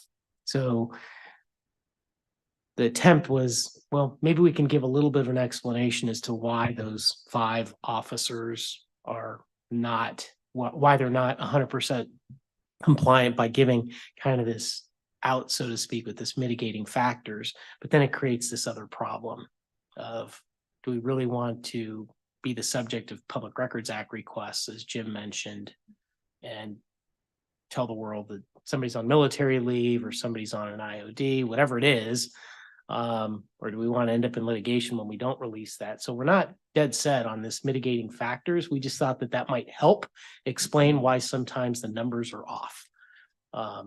So I just throw that out as we're a little confused ourselves as to the best way to present it. So sorry, Chief Salazar, if I jumped in before you, but I just wanted to hit on that. We're not dead set on any of those. Chief, maybe you'd like to explain the specific comments that the advisory committee had yesterday. to Yes, these thank two you, Mr. proposals. Chair. We did have a good discussion on this item yesterday at the advisory committee meeting, and to start, our public safety dispatcher rep did bring up the point that it should include both peace officers and dispatchers. Those are two categories that are required to have CPT in the 2-year cycle, and the group unanimously agreed that that was a good idea to include dispatch as well. With regards to, we also talked about before such a report was to be posted by post online, the agencies be notified, and that could probably be accomplished through a post bulletin that makes agencies aware that this information is to be posted online and made publicly available. But also as a reminder, the agencies are able to access through EDI their own numbers to determine how they are in compliance within the 2-year CPT cycle, to see where they are and take efforts towards their own management. And then we had quite a bit of discussion about how the information would be portrayed. And so in the initial presentation, it would be, if the 2-year cycle started in January and post started to post the information January 1, for the first few months of that 2-year cycle, most agencies are going to be probably at almost 0% compliance. And then that would probably raise a lot of questions publicly as to why, a particular agency is at 0% compliance. They may be 3/4 of the way through the 2-year cycle and realistically maybe still be at 60% and then catch up towards the end. I mean, that's just the reality of it to some degree, but it doesn't mean that the agency is not engaged in training and in professional development of their staff. So we felt that there was probably more benefit to more of an historical context. So what the percentage of compliance was at the completion of a 2-year cycle, and you could historically show that data over time. This agency in the last 3 cycles had 96% compliance with CPT, would be information that is more valuable, I think, and frankly more transparent. And that was pretty much unanimous across the group that information would be more valuable than trying to explain why in a live 2-year cycle, an agency might only be at 20% at a certain point, and so on. So with regards to that piece of the discussion, those were the concerns and recommendations brought up by the advisory committee unanimously. With regards to the second slide that we saw related to the mitigated circumstances, I think generally we believe there was some benefit to being able to go into EDI and say that there are mitigating circumstances that explain why 4 or 5% of your total staff did not, complete the required CPT. There were benefits to that, but shared the same concerns that were raised by post staff about the potential of that information becoming public. One of the recommendations we made is you could certainly, to what degree of specificity does post need to know what the mitigating circumstance is? And so you could certainly just say, there is a mitigating circumstance and it falls under one of these. There's generally a broad category of mitigating circumstance, could be military leave, workers' comp, admin leave. It could be any one of those. You're just not specifically saying this officer is off for that reason. But then it at least allows the agency to explain and make up for what that percentage that isn't captured in the CPT compliance. So I think that is a rough summary of a good discussion that we had yesterday on these 2 items. And the group pretty much unanimously agreed on those recommendations to the staff. Thank you, Chief. Commissioner Brazil. What's our responsibility when someone doesn't complete their CPT cycle? I'm talking about post responsibility. Well, currently we don't have any authority to do anything. So, and you can't, as you're probably aware, if you don't complete it by December 31st of that 2-year cycle, you can't make it up after the fact. So currently there's no legislation or anything that gives us the authority to take any kind of action. So for us, and I think you mentioned the word carrot last time, sir, that this is for us, we look at this as kind of a carrot of showing them that they have the dashboard that's out there, whether it's live from day one or whether it's after the fact, so that there's an incentive basically to ensure that everybody that can get to the training does get to the training. If I may add, Commissioner Brazil.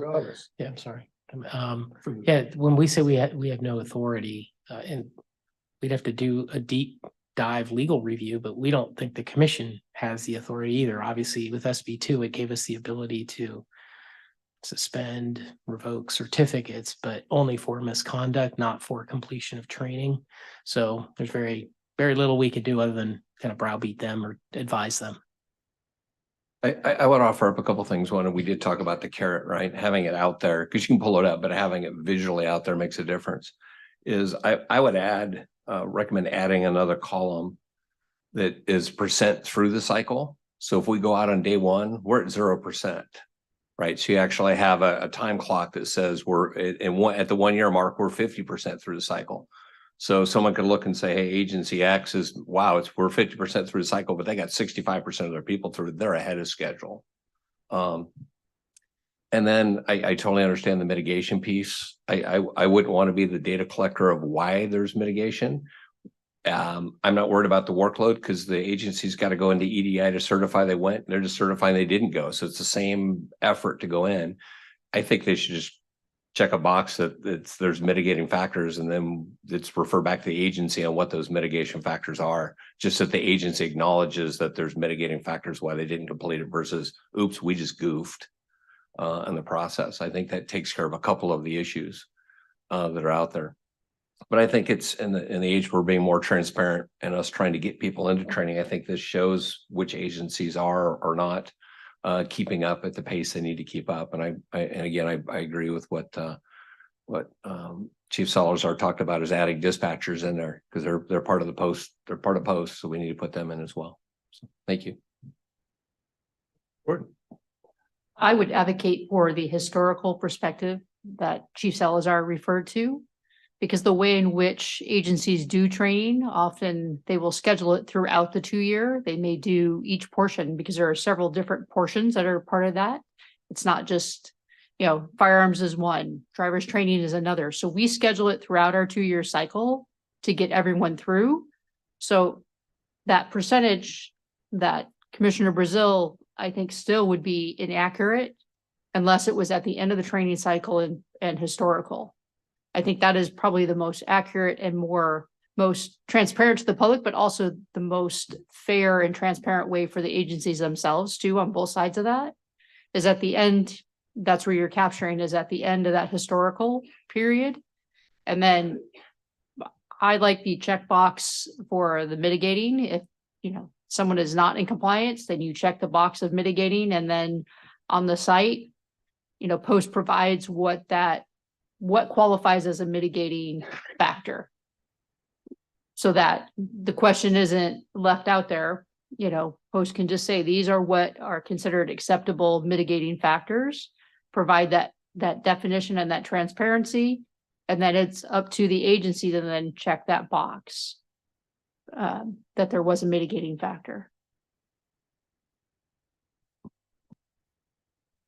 Ron.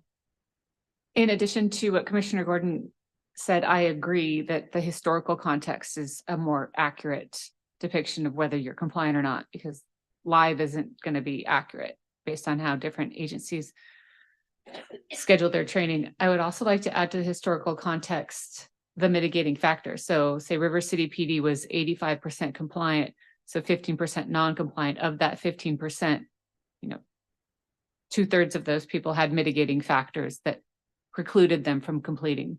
And we don't have to say what it was or what the mitigating factors were, but to give a better accurate perspective for the agency. So you could say, all right, well, they were actually 95% compliant because these people, for whatever reason, couldn't complete the training.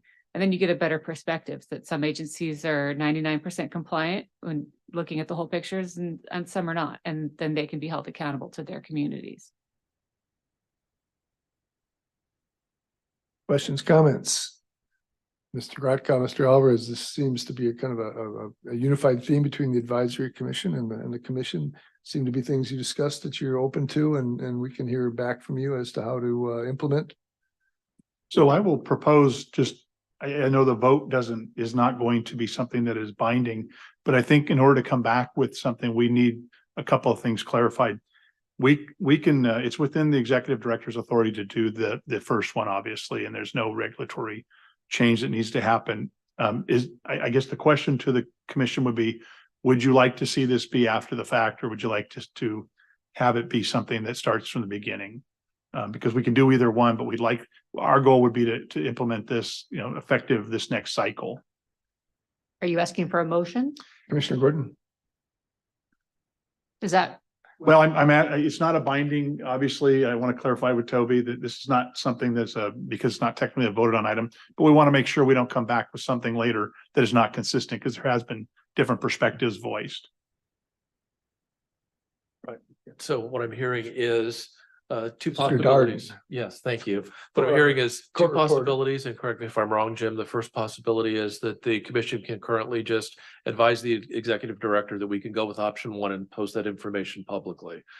The second option, which would require some guidance from the commission, but would require a regulatory change. So I think at this point, what we would need is some guidance from the commission with respect to how they would like that regulatory language to look, which we could then put together and bring it back at the next commission meeting if we go that way. I think what I'm hearing is that if we go that option, instead of requiring that agencies identify by officer particular mitigating factors, that instead the agency would be directed by regulation to simply check a box with respect to those individuals who are not in compliance. And I take it this would be, well, I'm actually not sure from the conversation. So let's say an agency has 1,000 officers, 100 of them are not in compliance, 80 of them have mitigating factors and 20 don't. Is the suggestion then that the regulation would advise the agency that they would need to put that sort of data in, that 80 of the 100 had mitigating factors and 20 didn't? Just wanted to make sure we understood the guidance from the commission. what I was referring to is, so, when you're entering into EDI, instead of entering what your mitigating factor specifically is, just a check that, yes, there's a mitigating factor on that particular officer. Oh, I see. Okay. Yes, and then there would be a listing of what the 5 or That- categories, whatever they are, that are considered mitigating factors, and then the box is simply checked. Yeah, and that would then allow post transparency wise to say what your compliance is for an agency, as well as what your compliance is after the mitigating factor portion of it.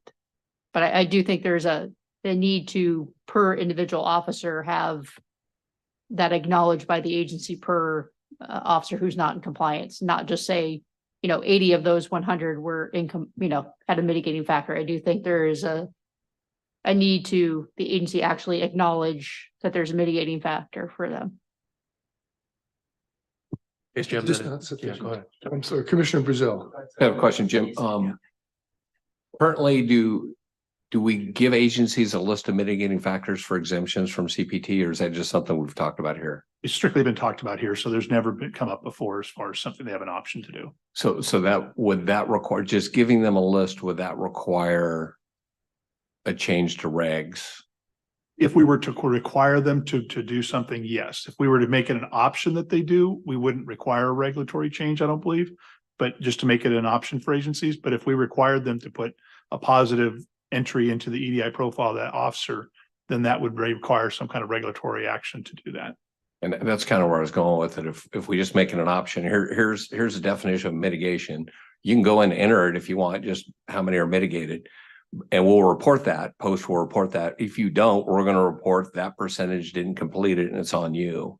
That definitely is an option, yes. Versus having to go through the regulatory requirements. If I'm an agency, I go and make sure it's done, so I don't have to answer the 15 questions from the local media on why Deputy X or Deputy, our percentages are off along the way. And it saves us having to do the regulatory changes and gets us moving faster. That's just my thought, is we make it voluntary. We just give them a list as identified here of what mitigating factors are. That's just my thought. It sounds as though that you have sidebar conversation with the executive director, but it sounds as though there's sufficient information for you folks to move ahead in in an expedited fashion. You're trying to do it as early as January, I believe, and you may need to come back in March with some regulatory language regarding the mitigating factor issue. Is that Thank you. fair? Is that a fair summarization? Commissioner Brazil? Jim, what was our last cycle up? When's it up? We're just about halfway through the cycle. Okay. So it starts on the January 1 of the odd years and ends in the December 31 of even years. So we could go back and do the last CPT cycle. If we go retrospective, like we talked about, go back and do the last CPT cycle that was 2022 and do this kind of reporting to see what it looked like for the agencies and at least go retroactively back to that to see how it looks. Because I do understand that the issues with baiting the question on if it's live. And you're doing, it's gonna be hard enough to go retrospective back. How many officers did you have?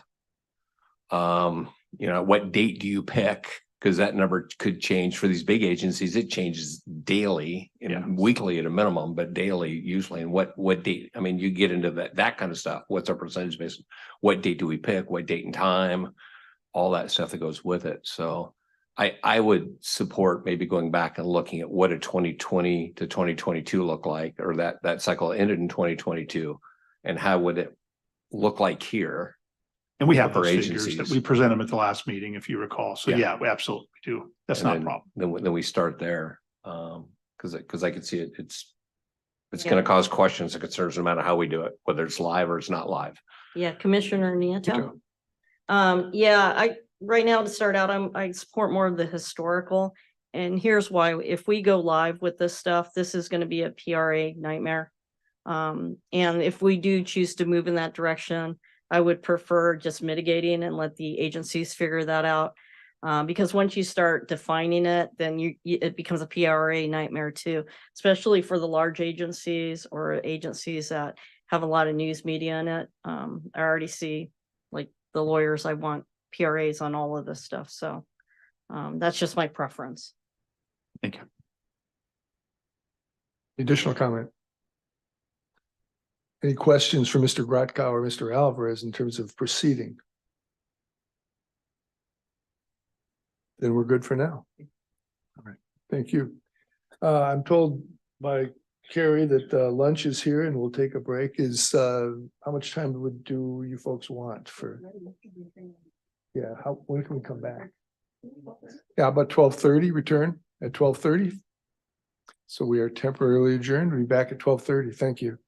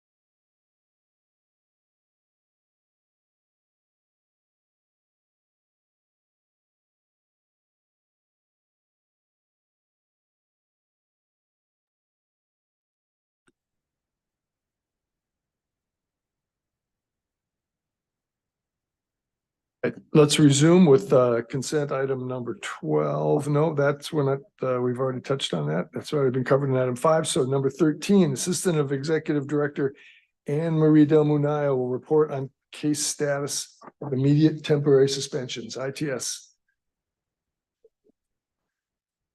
Ms. Del Munayo. Thank you, Chairman Long. We're going to pull up a document here. The purpose of this document, this is all available on the Post website already, is to show you where we're at with the number of immediate temporary suspensions that have been issued since January 1st, 2023. Caveat to that is we've had 5 withdrawn suspensions.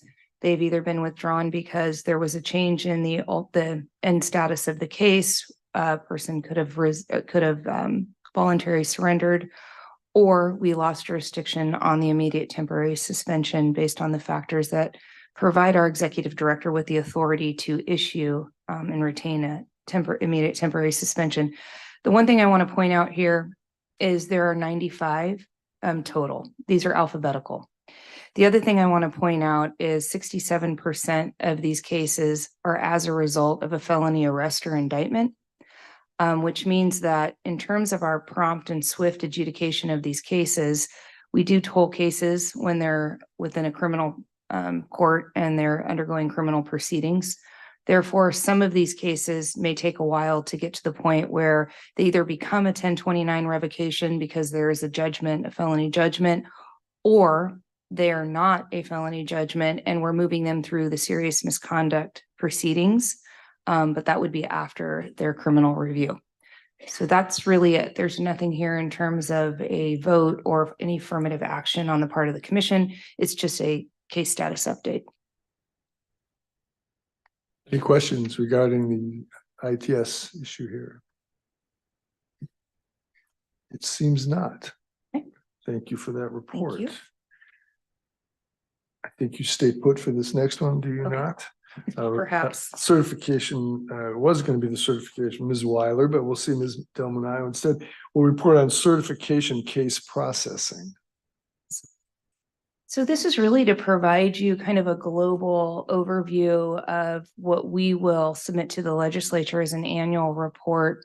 Penal Code Section 13512 requires Post to submit an annual report on several of the case proceedings related to serious misconduct. A couple of the high points here that I pointed out yesterday during our advisory committee meeting is overall allegations received, and that's that big bold number, 23,868. That does include, as Chairperson Long pointed out in our discussion, supplemental reports, which means when an agency submits their initial serious misconduct report, there may be supplemental reports. Oftentimes there are, which are additional documents and could be witness testimony. It could be other findings that get added to the case. Also notable is the final dispositions from the agencies. That middle column there, 10,395. That's where we have a completed IA and the agency has made a finding. Beneath that, you'll see how those findings have kind of where they're categorized. Top 3 have remained consistent in terms of unreasonable force, demonstrating bias and abuse of power.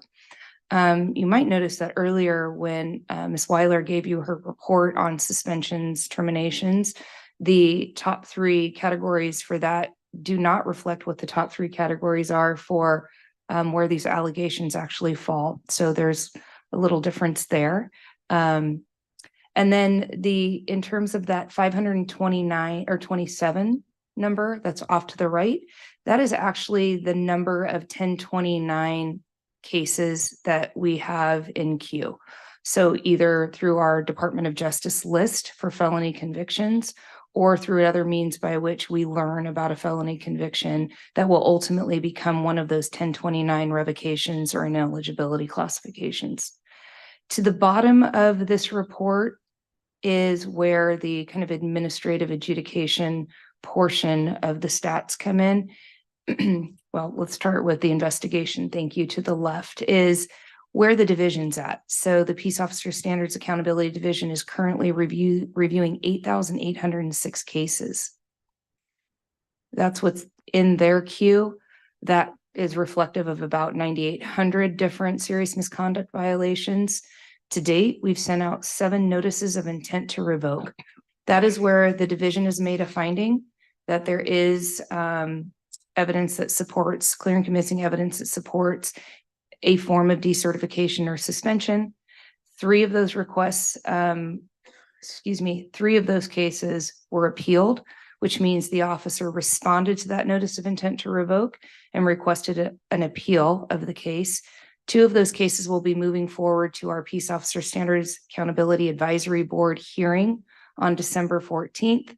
And 4 of those cases have resulted in what we would call a default decision for revocation. And that's where there was no response by the officer. So there's an automatic revocation of those cases. So that's really kind of in a nutshell what this annual report reflects. One additional comment to the bottom here, you'll see we've had 6 voluntary surrenders since January 1st, 2023. Something else that I want to point out is while this kind of wrap-up data is something that's important to the legislature and is a requirement for us to submit annually, our goal is to create a living document that would be on the Post website that will be a real-time document that reflects all of this ongoing workload, both from the serious misconduct reporting perspective and then also from an agency perspective. So this speaks to what we talked about in September. The website, and we're hoping by the end of the year, will be able to reflect each agency's profile. So you'll be able to drill into each agency and see here LASO has 9,000 officers. They've submitted 3286 in terms of serious misconduct reports. It'll tell you how many cases have been opened from those reports, how many are pending with the agency, how many are pending with Post, how many are closed, how many active immediate temporary suspensions we have, any 1029 revocations, and then obviously once we have revocations, surrenders, suspensions, etc., it'll be per agency. So the public will be able to drill into each agency and get kind of a profile, if you will. Commissioner Nieto, I have a quick question or Sure. maybe a comment. And I appreciate that. It gives you a lot of numbers, but what it doesn't reflect is that you may have cases, and even though, for example, I think was at the Sheriff's Department, LA Sheriff's, or it shows 97 something for their personnel, but it might be reflective of more personnel because it's a time frame, right? So you're Right. constantly replacing people. So I think I'd like maybe an asterisk to maybe try to explain that to the public or whoever's looking at it. I can Because they're speak- going to say, oh my God, look at this. And it's really not reflective of the total numbers. Because let's face it, the media and whatever, they just do simple math and they divide something and report it. Oh, look, 30% of the agency's bad. It's not So necessarily reflective. I think we can speak to that. So the numbers in terms of number of officers per agency, that will update in real time as well. There'll also be a certification side to this. So I'm glad you brought that up.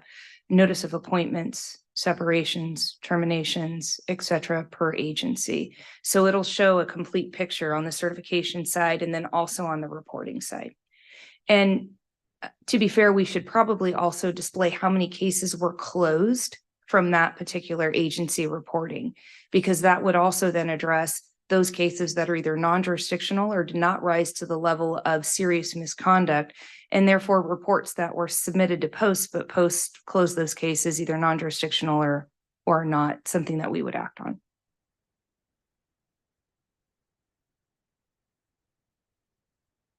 Any other questions or comments? Commissioner Brazil. So I think we've got incident allegations and employees, right? Yeah. So and I know they're all different. How are we distinguishing between so for example, LA Sheriff, because they're the one listed here, they submit something. Is that based on an accusation, based on a deputy, or based on an incident? Because an incident could have 3 deputies, or one deputy could have 4 accusations. And how are we delineating all that in this data field?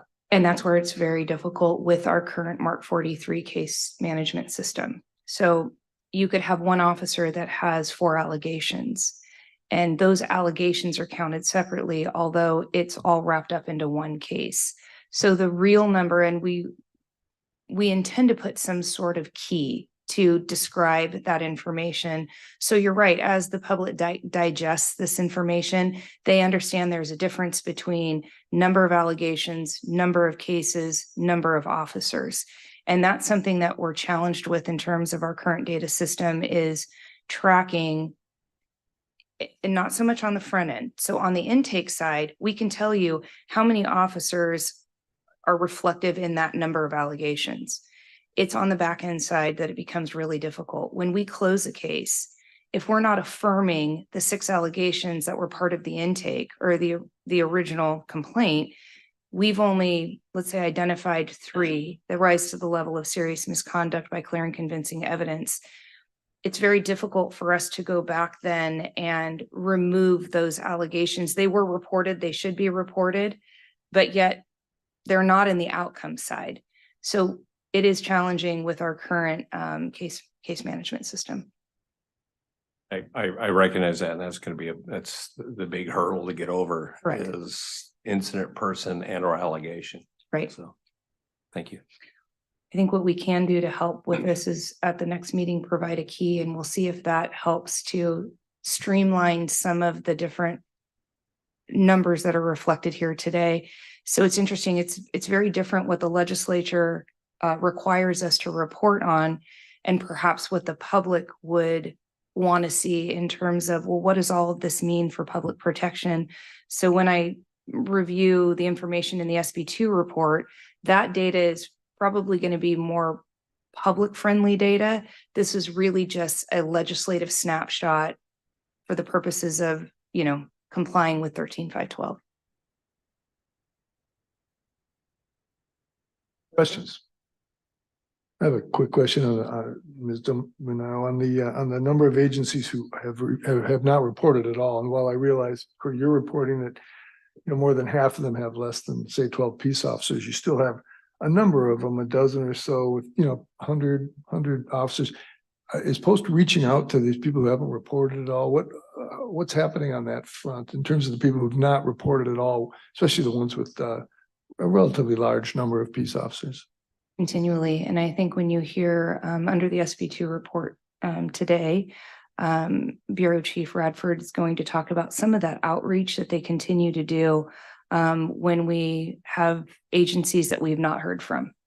In terms of both training them on Mark 43 and also checking in with them, because there are times we'll hear about media reports or get information from outside the agency, and we'll call the agency, check in with the agency to see where we're at with that particular reporting. So this is an ongoing, I think, task for our division, is to continue this outreach. It will be helpful when we have all of the agency reporting available on the website. You'll be able to see those agencies that have very small numbers of peace officers may have nothing to report, and it would be reasonable that they wouldn't have anything to report, versus some of the agencies that may be still considered small agencies, but may have 50 or 60 peace officers.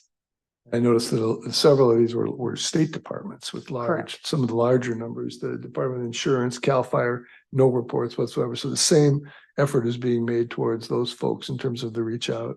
Right? We've had conversations with CAL FIRE specifically. I would think that. Question, do we require negative reports? Commissioner O'Rourke. What do you mean by negative reports? They report that they have nothing to.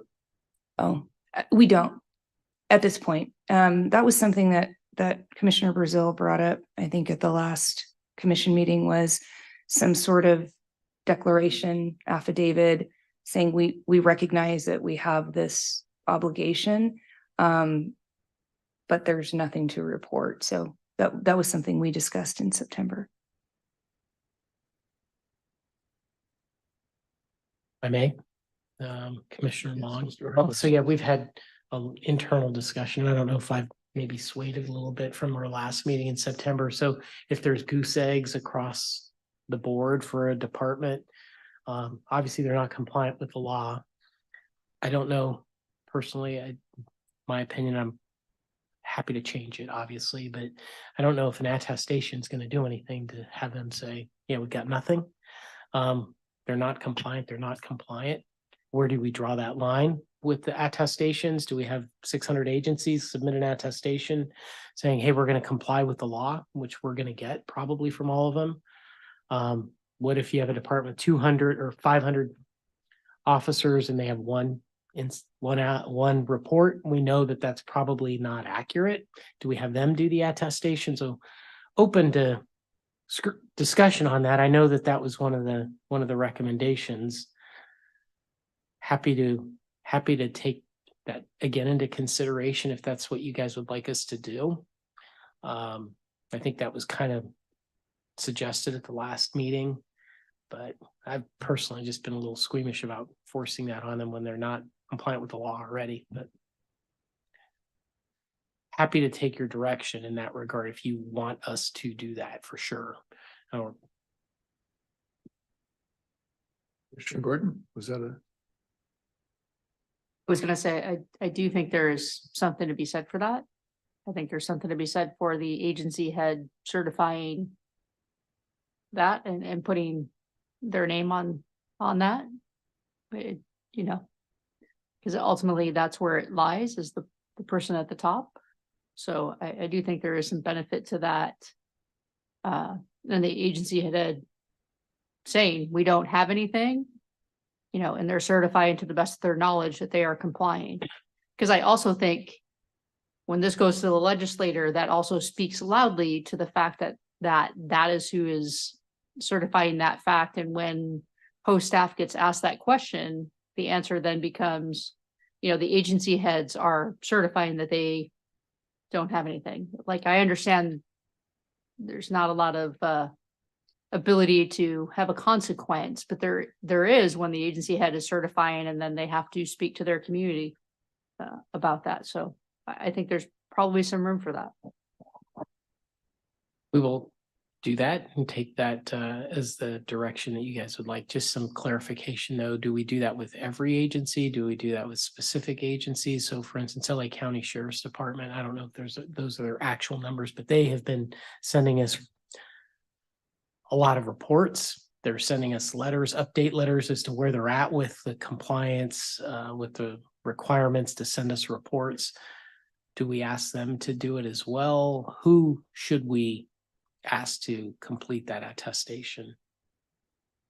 We had one Which thing to that. agencies? Would that be some type of rolling attestation? Is it once a year? Is it? That was my question.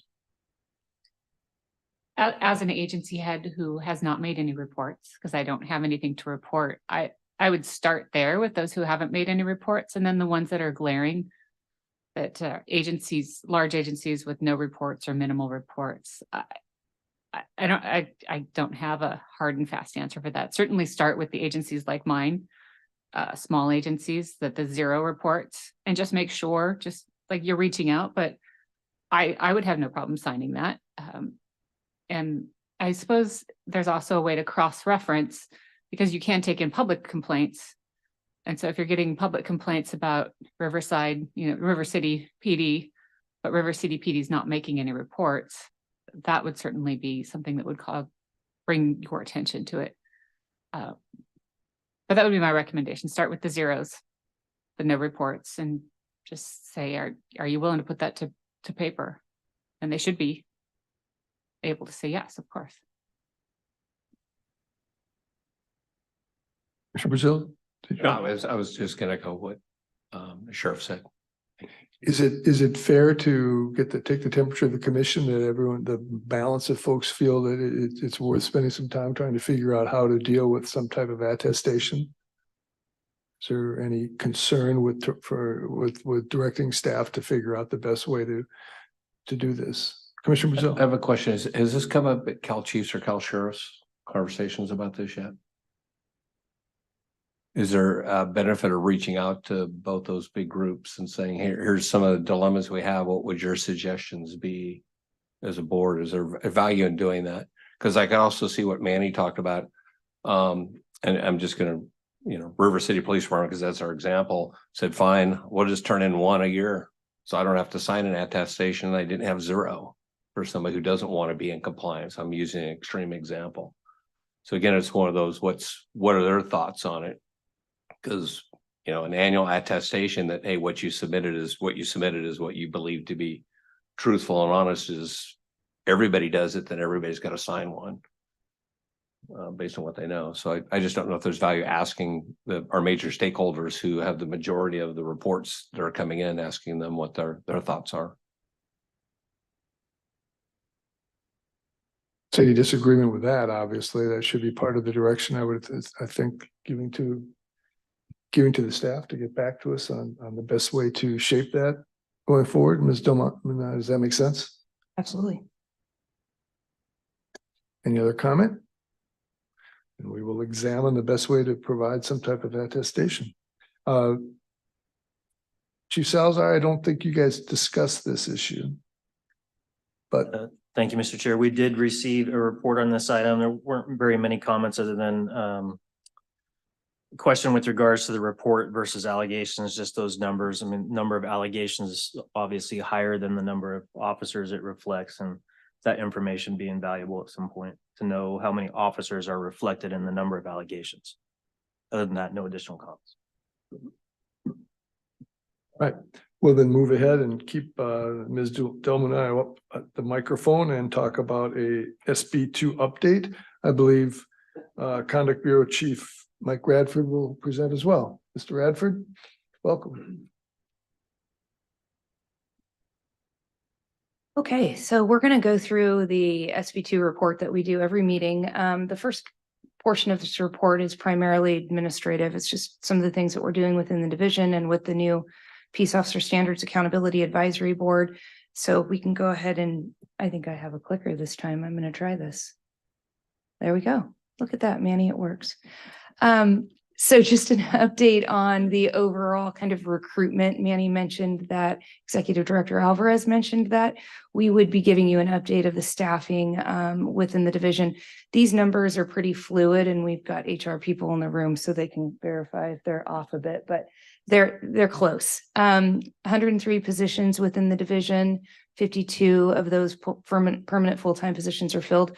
13 full-time law enforcement consultants, and we have a new bureau chief in our Professional Conduct Bureau North that will be starting, that date is wrong, first week of January, so sometime around January 2nd or 3rd. We have currently 9 law enforcement consultants that are retired annuitants.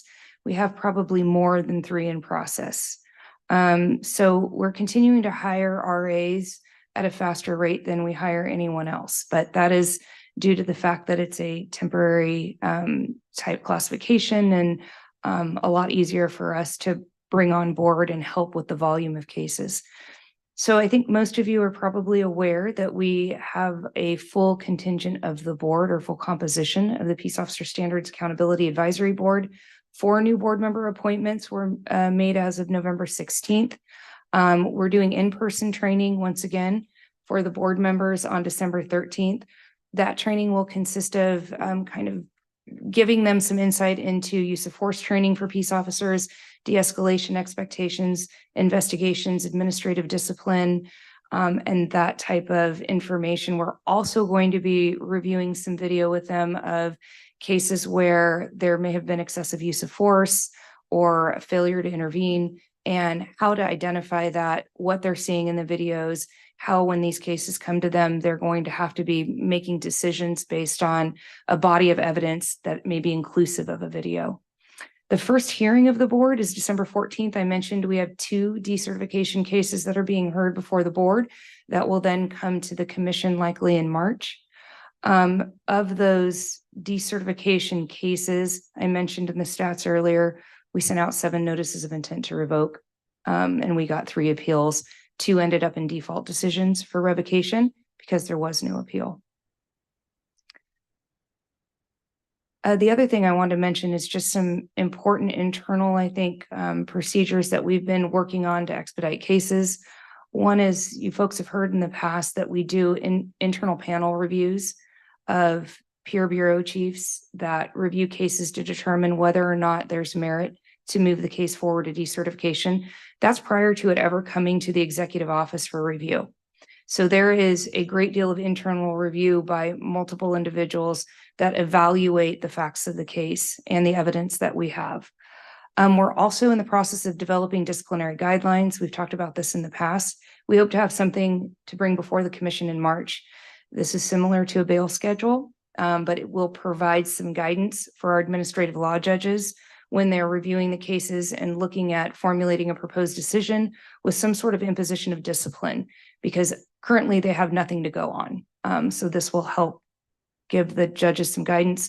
Also, we hope that it will help with some consistency as the commission reviews these cases. We talked in the past about the Senate Bill 2 video production. We've now concluded the filming for these videos. We have Commissioner Braun that assisted with the video production. And also we had our advisory committee chair, Jason Salazar, that assisted with this. This is really to help kind of dispel some of the myths and fallacies, and hopefully just help with some of the fears that are out there with the line level officers in terms of what is the decertification process, who's making these decisions, what individuals are reviewing the cases and doing the backgrounds, what their expertise is, and then also for our academy recruits so that they come into the profession knowing that there's been a change in how Post engages with every officer in terms of certification and decertification. We hope that both of those videos will be ready to be released in February or March. From the academy perspective, this would likely be a pilot program at first until it goes through the regulatory process and gets worked through the LD, et cetera. In terms of training, we continue to offer training internally to our staff along the lines of investigation, interrogation, report writing. I mentioned yesterday at the advisory committee, Post is embarking on putting together a guideline and expectations on report writing for internal affairs investigations for the profession broadly. We've noticed since we've been doing this work since January 1st, these IAs come in various forms. Some are really, really good, and there's not a lot left to the imagination. And there are some pretty tremendous gaps that Post ends up having to fill in. And so we think it's time for us to establish some standards in the field for report writing in internal affairs. And then finally, I wanted to mention that the commission has asked for some training related to the decertification proceedings and what to expect when these cases are brought before the commission. So we're interested in doing that and prepared to do that for you. Something for you to consider is whether or not you'd like that to occur at a commission meeting, the day before a commission meeting, or should we set aside a separate date to provide that training to you as commissioners, perhaps in February, but prior to a hearing date where you would have these cases before you. Something to consider. And I think now I'm going to turn it over to Bureau Chief Radford to talk about stats. Commissioner Nieto, real Yeah, quick. Commissioner Nieto. Thinking the same thing. I do have one question. Will any of the commissioners be invited to audit the December 13th training for the advisory committee? I'm not asking, I'm busy that day, but is the opportunity gonna be there if somebody wants to? And then also, I just wanted to comment, thank you on the internal affairs to get it standardized from somebody who's been with 3 agencies now. That's something I think that's much needed for professional standards across our state. And just real quickly to piggyback on Commissioner Nieto, that would be my thing, is how we're integrating this into the internal affairs class would be of interest to make sure that those areas are addressed, and even for agencies to get that feedback overall, I think would be helpful where those shortcomings are. Commissioner Braun, just one more piggyback on Commissioner Nieto. And this is a Toby question, I think. Would it be advisable if these hearings are live streamed, should we watch them in the case that it comes to us for later adjudication? Is that something that we should or should not do? Well, obviously they're live streamed, so they're available to the public and anybody can watch them. Ultimately, what will happen is the way the SB2 works is what the commission is determining is whether or not the record before the board supported the board's recommendation. So they're really in in theory, there really isn't any problem with you watching the live stream presentation, because ultimately the full record would be put before the commission anyway, because that really is what the commission is reviewing, is the record of what happened before the board. So I don't see a huge problem. However, if a commissioner didn't have the opportunity to review it, that's fine, because the record would be put before the commission anyway to make its decision as to whether or not the board's finding was supported by the evidence that was put forth there.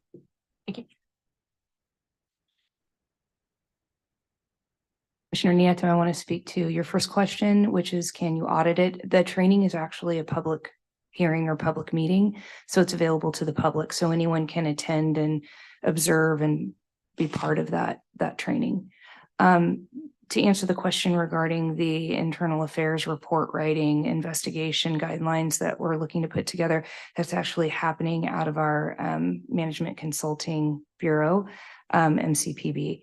And I think the goal with that is, and Bureau Chief Radford is actually going to be one of the subject matter experts that's helping with that project, is to create guidelines and outcomes so that any course that's post-approved that relates to report writing, investigations, et cetera, would have to meet those guidelines and those outcomes. If I may, just thank you, Chair Long, just to make sure I'm right in this.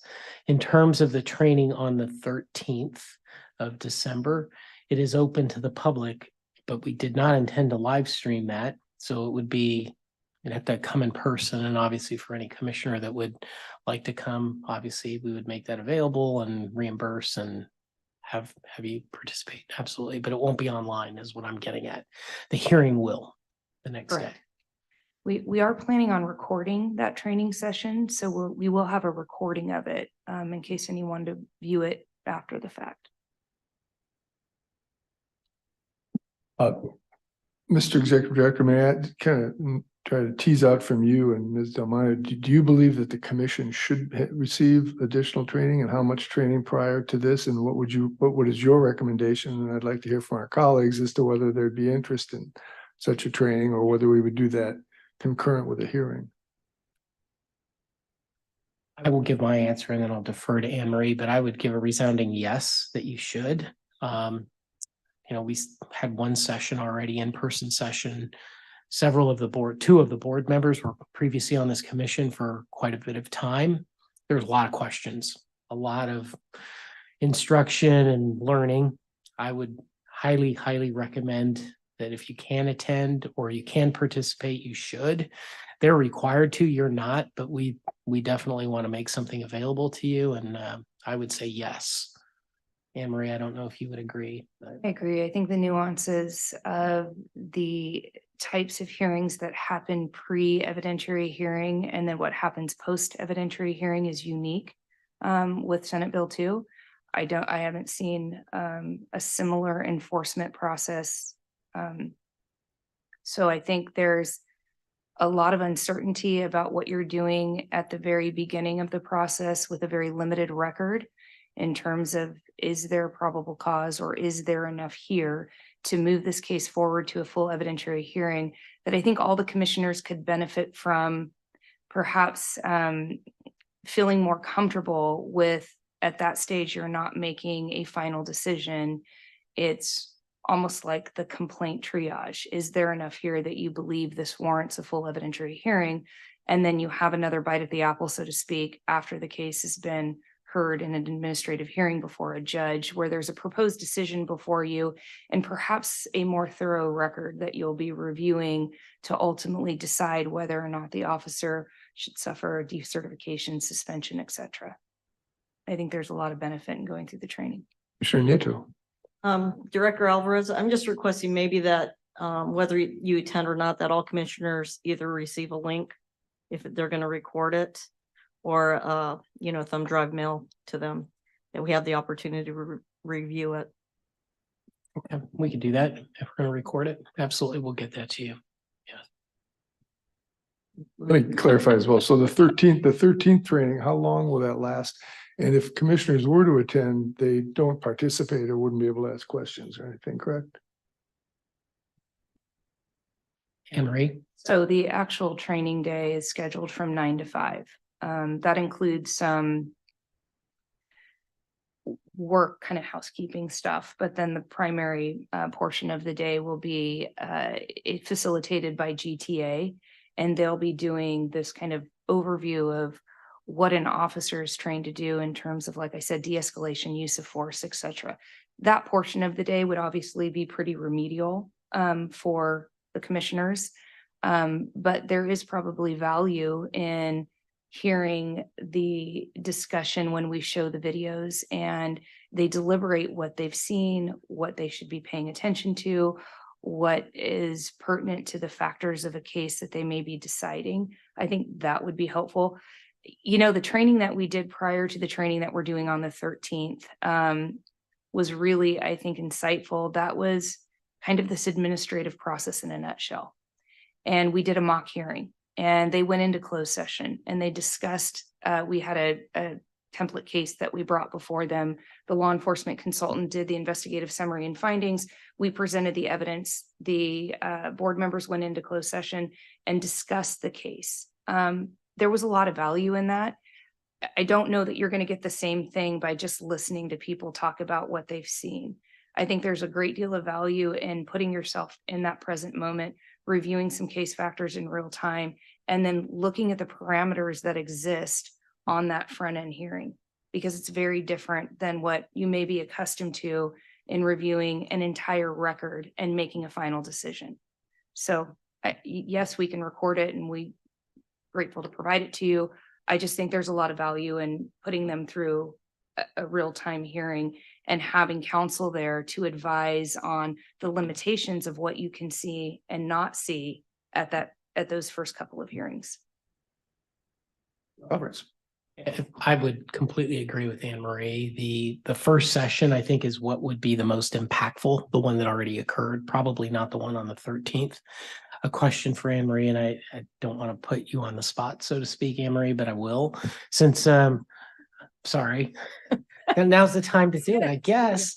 But we're going to have our first board meeting, obviously on the 14th with 2 cases, and we don't want to keep them waiting too long if they were to move to the commission. Would it be possible to put together the first training session, whatever we called that, the very first one that we did in October, I believe, for the commissioners, for those that wanted to attend, let's say sometime in February? Is that a possibility, a day where they would have the mock hearing, they would have the legal staff there to kind of walk them through all of that? Obviously, it's not mandatory for them. We don't have to necessarily have a quorum to have the training. Is that a possibility? It is. And in fact, I proposed maybe February be a date that we could try to gather the folks that want to be exposed to that and do that. And hopefully my staff isn't passing out in the audience right now, but yeah, I think we've done it. So there's a template for it and we know how we can do it better, but I think that, like I said, it'd be highly advantageous. And I think I might have thrown up there on one of the other slides that February was a proposed date that we could bring you folks together and offer that. Sarah, don't quit. All right, any other questions or comments as they think about the February date on this particular item? No, Mr. Radford. Thank you, Mr. Chair. Mike Radford. I am the Bureau Chief of Professional Conduct along Los Angeles County. It's a small little county down south, if you're unaware. So I'm going to go over just our Professional Conduct Bureau statistics. So in total, as of November 27th, 2023, 26,578 total external reports have been received into the SB, the POSAG division. So breaking those down, we have 21,081 agency misconduct reports. These are reports that have been submitted to our intake and have been approved. They contain all the necessary information allowing us to approve them and disseminate to the different professional conduct bureaus. Of those 21,081, 58% are retro cases. So as you know, the law did state that agencies did have to report retroactive cases back until 2020. So those are down from our last report So we're obviously receiving new updated reports daily. 5,498 agency supplemental reports, and these reports that will let us know if there is a serious update to the incident in which they're reporting. Maybe an officer has been terminated, they quit, some sort of information that is updated, or it's a final report allowing us to move forward on our end. 392 public complaints. So public complaints continue to come in, and we are moving those through intake and pushing them out to the designated agencies. Obviously, a lot of reports are coming in, so it's very important that we continue to triage reports for prioritization. And our professional staff is also working to assist us with non-actionable retro cases to help clear the backlog. Lots and lots of cases are coming in, and with the amount of staff, we're training some of our just professional staff to assist us in actually closing some of the cases that have no action ability. We continue to do outreach. There's obviously lots of movement in agency internal affair divisions. So we continue to offer online Mark 43 training, and we've also began to go back out and conduct Mark 43 training in person. Those are have been very successful.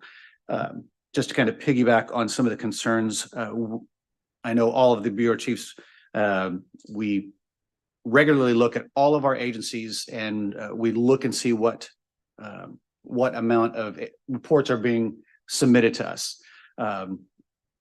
We try to identify those that we feel may not be reporting correctly or may seem to be a little low. We're doing consistent outreach, whether it's in person, whether it's on the phone. Maybe there's been times that we've been left in a lobby, but we're trying to really do the best we can to be more of a partner with the agencies. Go out and say, what can we do to help you? Is there any concerns that you may have? We're also looking forward to doing more outreach, doing regional IA meetings just to try to clarify any concerns or update agencies as need be. So we closed out 4,575 cases.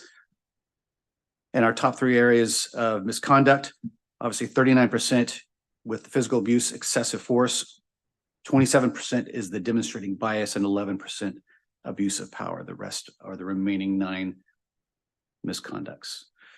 So a brief just overview of our statistics. I can open it up for any questions if there are any.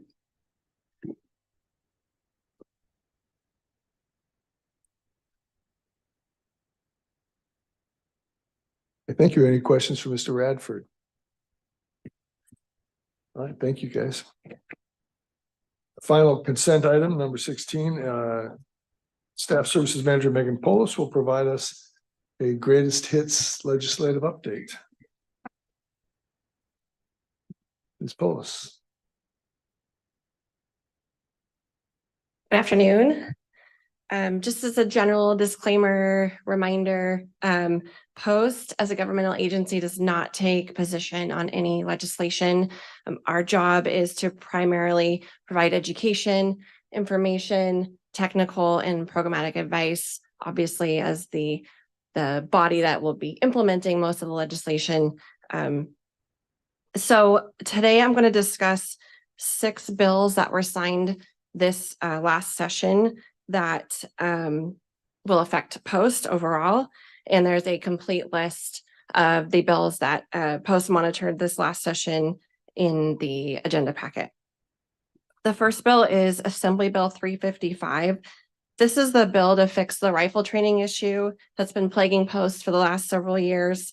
This allows recruits to possess the required firearm to receive rifle training in the academy prior to graduation. However, the bill only applies to affiliated or sponsored recruits. It does not apply to those that are not affiliated, and it must occur while under supervision of a firearms instructor. And that becomes effective on January 1 of 2024. Assembly Bill 360, this bill prohibits the use of the term excited delirium from being recognized as a valid medical term or cause of death. Coroners and medical examiners can no longer put that on the death certificate as a reason for death. And peace officers are prohibited from using the term to describe an individual in an incident report. They can describe the characteristics of the individual, but they cannot state excited delirium in that report. That also becomes effective on January 1 of 24. Assembly Bill 443, this requires the Post Commission to define bias conduct, and then will require law enforcement agencies to use that definition in any investigation into a bias-related complaint or incident. It also further requires Post to develop more robust guidance for agencies on performing effective internet and social media screenings of applicants. And this bill is a direct result of the state auditor's report from 2022. And that has an implementation date of January 1, 2026. So you have some time to ponder what bias conduct will be. Assembly Bill 449, this bill is not a new concept. Currently, all agencies are required to, when they update or create a new hate crimes policy, to use the Post Model Policy Framework, as Director Alvarez mentioned earlier, with the new requirements. And from this bill, Post is updating our Model Policy Framework, because the requirement is now that every hate crimes policy must be based on the Post Model Policy Framework. It also requires those policies to be submitted to DOJ, and there's a rollout period in that bill for based on county as to when those policies and other forms or documents have to be submitted to DOJ. And the bill becomes effective on July 1 of 2024, and then the DOJ rollout dates start in 2025. Senate Bill 449. So this was a cleanup bill for Post for Senate Bill 2. It includes giving Post jurisdiction to all certificates, not just the basic certificate.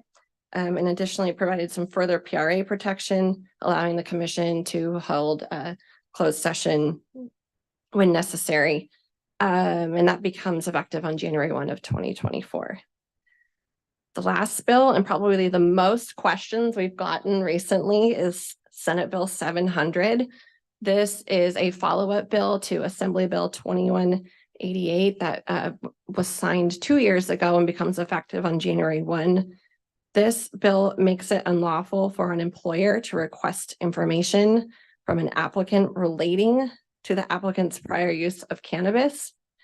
It also makes it unlawful for an employer to discriminate against a person in hiring, termination, or any term or condition of employment because of the person's use of cannabis off the job and away from the workplace. This bill does not affect an employer's ability to obtain and consider an applicant's criminal conviction history, and this becomes effective on January 1, 2024. Post will be sending out a bulletin by the end of next week, and we've already updated the personal history statement. It's currently live on our website. So that was this year. This year's session is the first of a 2-year cycle. So some bills that didn't move forward in this session can come back next year. So for now, the legislature is adjourned until January 3rd. So we'll see what next year holds for us. I'm happy to answer any questions. Questions for Ms. Polis on this legislation? Seeing none. Thank you, Ms. Polis. And we will move now to the Finance Committee report from Chair Lamont Ewell. Commissioner Ewell. Mr. Chair, we had a brief meeting this morning discussing expenditures for current fiscal year, and also discussed the contracts entered into by the executive director under his authority. I'm looking around for Bureau Chief Smith and hoping that she can give you a summary of the graphs that she shared with us. And there she is. I was sounding like you had it. Never without you, Madam Bureau Chief. Good afternoon. Chair Long, Commissioners. Perfect. So I'm just gonna go through the slides on what our expenditures currently are as of November 8th. So this is an overall expenditure showing the state penalty fund, and the general fund and what we've expensed from it so far. So for the state penalty fund, with the budget of 46 million so far, we've expensed about 14.8 million. And then the general fund of the 66 million, we've so far expensed 21.5 million. Does anybody have any questions regarding the overall expenditures for both the funds? On the next slide, we have a breakdown of the state penalty fund and the different pools of money from standards training and peace officer training, and then the post administration. So from standards of our 3.8 million, we've so far spent 735,000. From training, the 20.2 million, we've expensed 9 million. Peace officer training, the 13.5.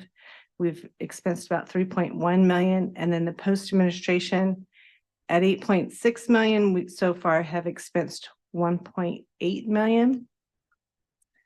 Is there any questions regards to expenditures for the state penalty fund so far? The next slide is the expenditures for the general fund. So from standards of the 17.7 budgeted for, we've so far expensed 1.8 million. Training at 11.2 million. So far, we've expended 3.8. Peace officer training, the 20 million, we've expensed 11.9 million.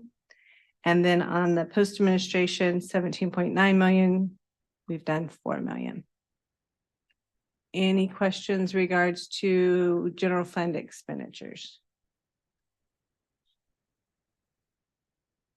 The next slide shows contracts that were approved by the commission. So anything that's 250,000 or larger, commission must approve. This is just a glance at what was approved by the commission, how much was executed from what was approved, how much we've invoiced so far this year, and what the balance is. Does anybody have questions in regards to those contracts?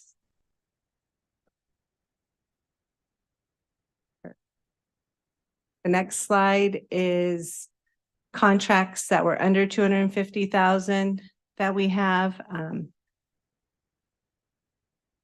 You guys don't have this. I did this last minute, so I do have handouts if you'd like a handout on what we've expensed for contracts that were under 250,000. It just says how much is executed, how much is invoiced, and what's the balance of those contracts.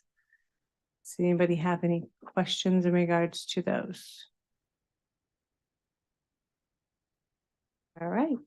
And then the last and final slide is the training reimbursement request. So these are when peace officers go to training, they can submit for a training reimbursement request to get reimbursed. So far this year, we've done 15,000 training reimbursement requests for a total of 5.3 million. And that is it. If there's any questions. I would just ask the bureau chief if she could make sure everyone gets a copy of the expenditures, or excuse me, the contracts that the executive director entered into, since it is a policy and he has to present it to the commission in November of each year. It would be good for you to have it so that we're following up based on policy. We can provide a copy by the end of today. Can we give everybody Yeah, a copy of that? I have copies. Okay. We've also left copies in the back for anybody from the public or anybody else who would like them. Yes.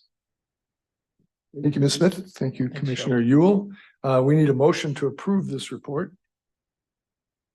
Motion. Gordon, second.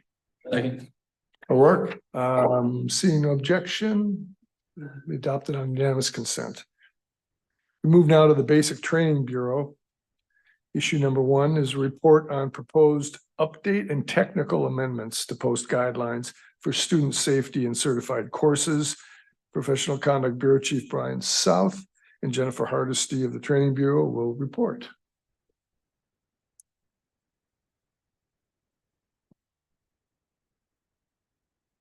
Good afternoon. My name is Brian South. I'm the Bureau Chief for Professional Conduct Central. I had the opportunity to work on this project before I went over to the POSAD. So this is a presentation on the safety guidelines. So the post guidelines for student safety and certified courses was revised in June 2020 and incorporated by reference in Commission Regulation 1052, which is the requirements for course certification. It was also incorporated in 1059, which is the requirements for basic course certification.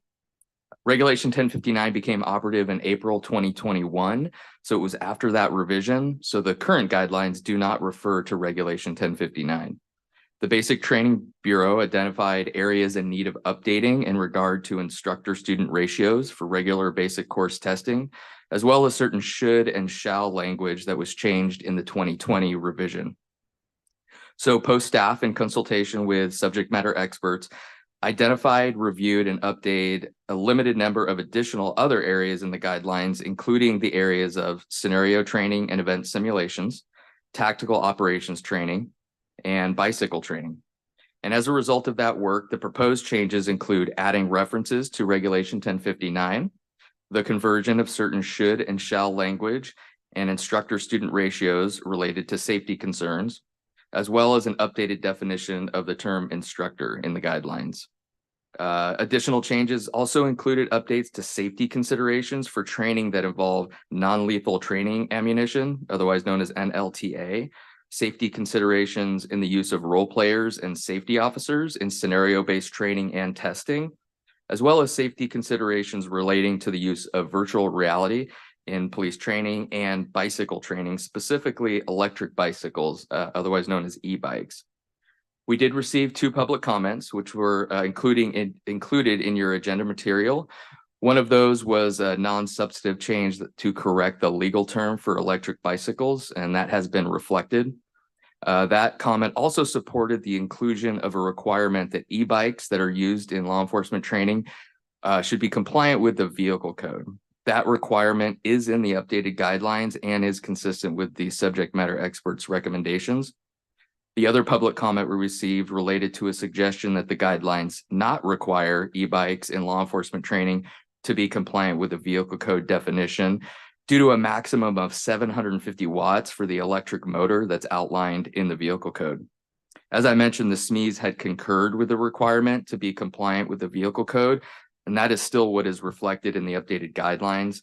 Post staff felt that compliance with the vehicle code definition of an e-bike was prudent and that any changes to the vehicle code itself in regard to allowing a higher wattage motor would be outside of the post purview.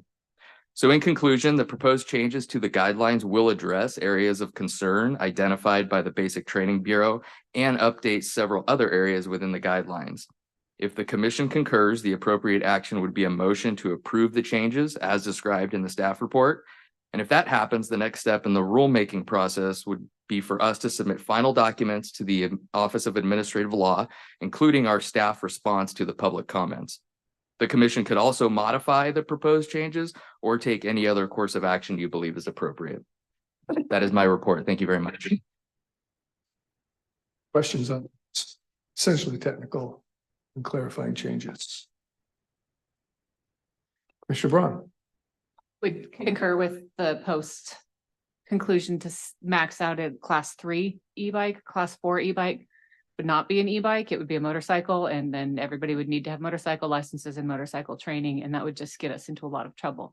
So I do appreciate the consideration given to that. I understand the point of view, but class 3 is the max that we should allow for law enforcement e-bikes. Thank you for that. Additional questions, comments? If not, is there a motion? Braun? Second. Rodriguez? Is there objection to unanimous consent? Seeing none, the amendments are, as delineated by staff, are approved. The second item, we'll do one more item and we'll take a bathroom break, I guess. Let's do one more item for the Basic Training Bureau. It is a report on amendments to training and testing specs related to pistol mounted optics. These amendments were adopted by the commission in June. It's being presented now to allow the commission to consider a single public comment and determine whether the adopted amendment should remain in place. Absent a motion to change the commission's direction from June, the proposed amendment will remain in place. Basic Training Bureau Manager Jennifer Hardesty will report on this item. Ms. Hardesty. Thank you, Mr. Chair, Commissioners. As Commissioner Long stated, at the June 8th commission meeting, we proposed changes to the training and testing specifications for Learning Domain 35 firearms chemical agents, which were ultimately approved. So currently, the training and testing specifications do not require the use of iron sights only in training, nor do they restrict the use of pistol-mounted optics or PMOs. As PMOs become more prevalent, the subject matter experts felt it was important to address the need for students to effectively gain sight alignment utilizing the primary sighting system, whether that be iron sights or PMOs. The proposed change does not add a requirement for the specific sighting system to be used. Each presenter will determine what they will or will not allow based on the needs of the agencies that they serve. Following the June 8th meeting, staff initiated the public comment portion of the rulemaking process. One comment was received as stated and requires presentation to the commission for consideration. So there are two options presented to you. One is to take no action and we move forward with the regular rulemaking process as with the proposed changes that you approved at the June meeting. The second option is to rescind the original decision in June and leave the training and testing specifications as they currently are. At this time, I'll take any questions that you have. Questions or comments? While we wait to see if there are any, I believe Chief Salazar, you guys had some comments on this yesterday. Thank you, Mr. Chair. Yes, the comments received is one from a local academy that reached out in support of this proposed change, and generally the advisory committee was in support of the change as well.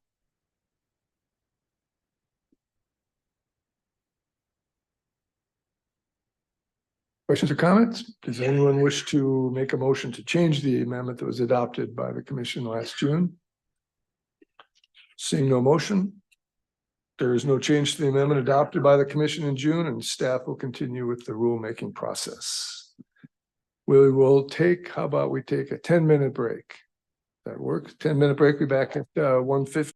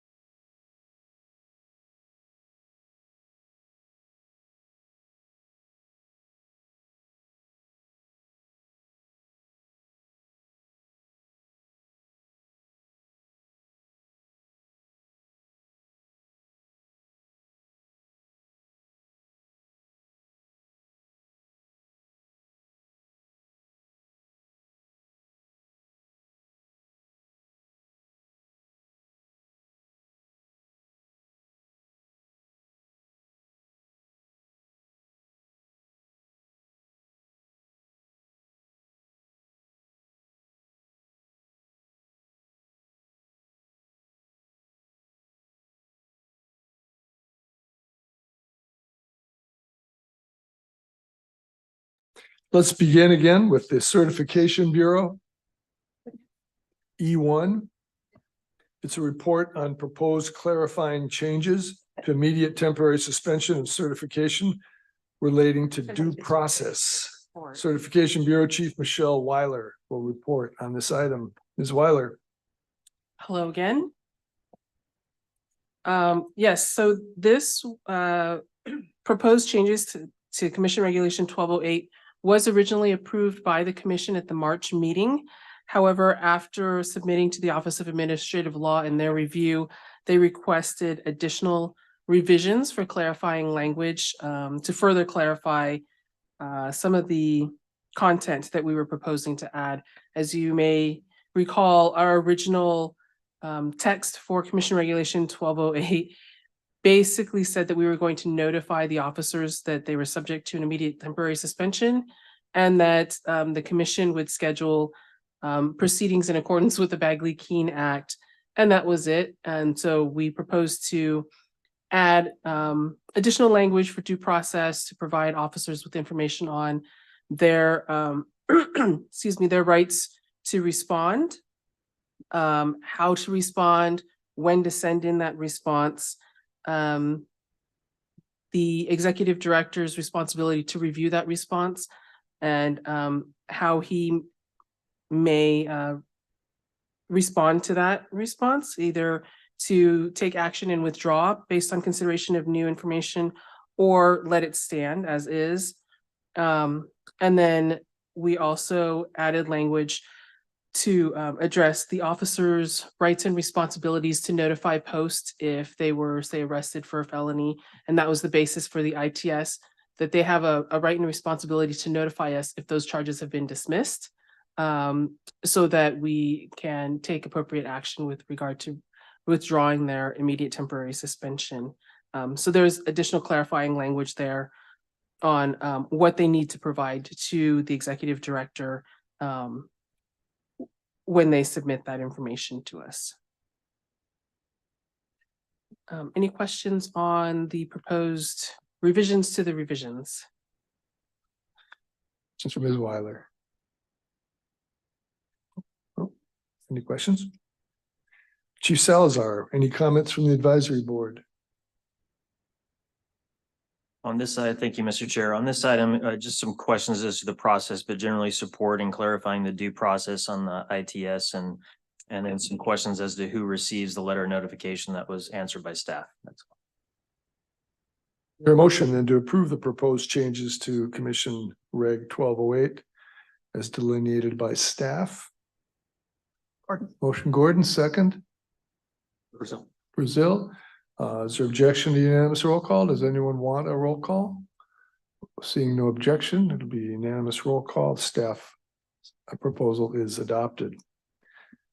The second item under the Certification Bureau is a report on proposed clarifying amendments to Regulation 1202 Peace Officer Certificates.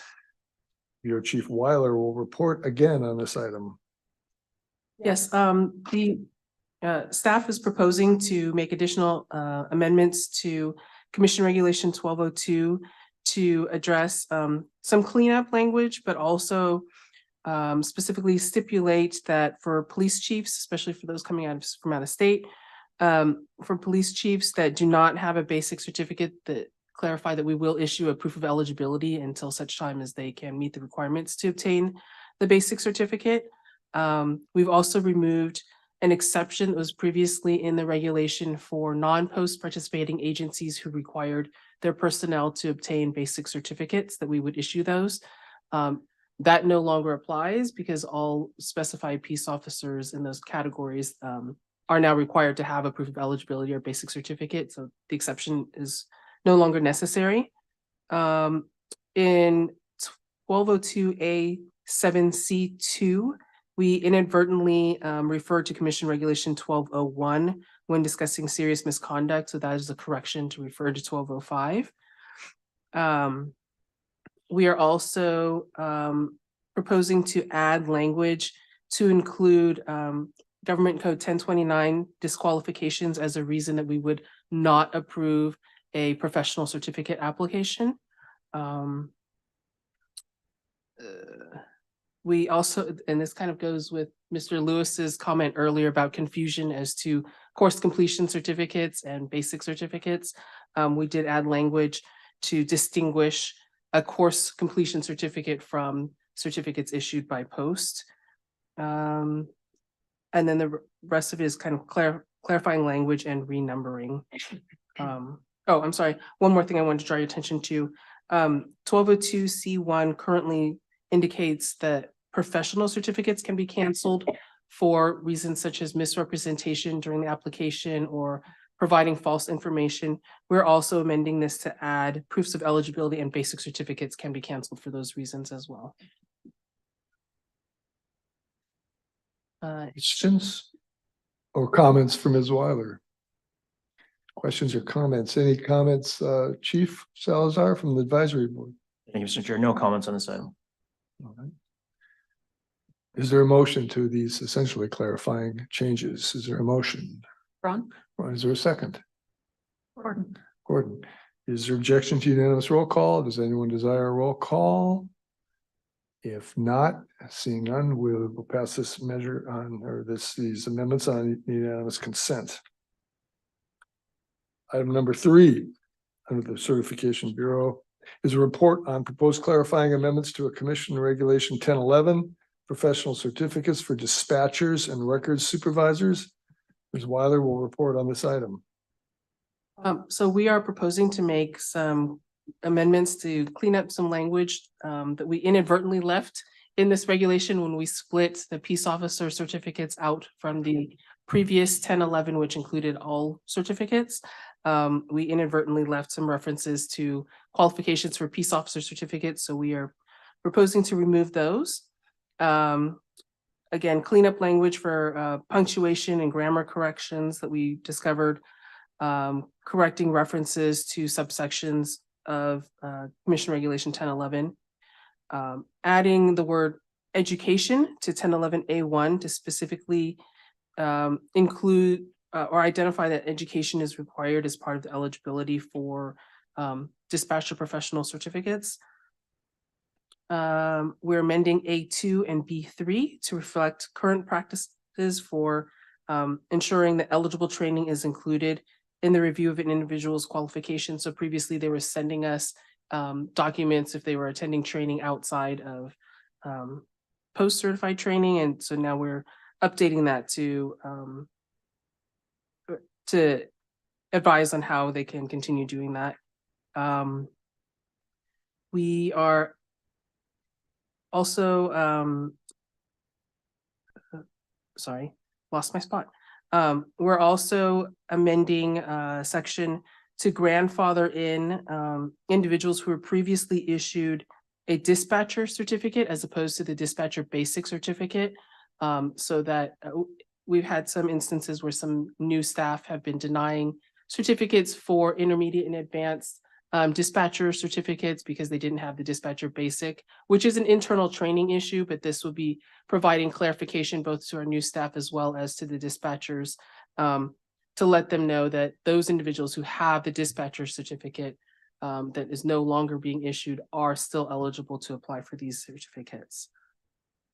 We're also clarifying that a dispatcher basic certificate or the former dispatcher certificate are required to apply for the dispatcher intermediate and advanced certificates, as well as the supervisor certificate. And then we're also doing cleanup language for certificates related to record supervisors, much in the same way that we are doing clarifying language and cleanup for the dispatchers. Any questions? Questions from Ms. Weiler? Chief Salazar, any comments from the advisory committee? Mr. Chair, no additional comments from the advisory committee. Is there a motion to approve the proposed changes to Commission Reg 1011 as delineated by the staff report? Brazil, is there a second? Second. Second, Ewell. Is there objection to unanimous roll call? Seeing none, motion is adopted. Item 4 is no longer before us. It was dealt with under item number 6. We move now to Peace Officer Standards Accountability Division. Thank you, Ms. Weiler.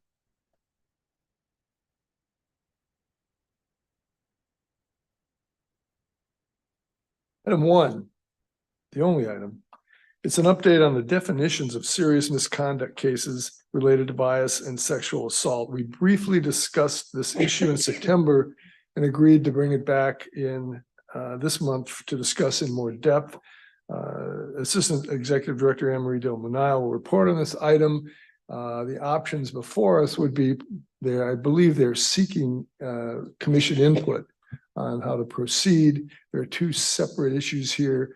We could adopt language and move it today, or we could move it forward for additional discussion and consideration. This is also the item, as you will recall, that the gentleman from the ACLU opposed in his testimony this morning. Ms. Del Manile. So as Commissioner Long, or excuse me, Chair Long stated earlier, we did discuss this briefly in September. And when we brought this matter before the commission, the idea was that given the fact that we're reviewing over 20,000 cases right now of serious misconduct, and we receive an array of misconduct reports from law enforcement agencies, some less egregious than others.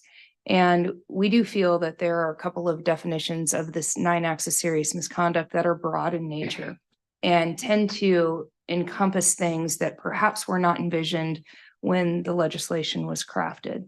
And so of those two areas that the division has been grappling with in terms of prioritizing our cases is sexual assault and demonstrating bias. And go through the slides. Oh, I have it. Sorry. The first one I want to focus on is sexual assault. And the definition of sexual assault is really established in 832.7. Of course, we're not suggesting we change a definition, but it does encompass any propositioning or commission of any sexual act. And thereby there are a number of cases that come to post that involved consensual sexual acts between two members of the same agency. In 1205, when the commission looked at defining sexual assault, we included that members of any law enforcement agency, not just members of the public, would be inclusive of this definition.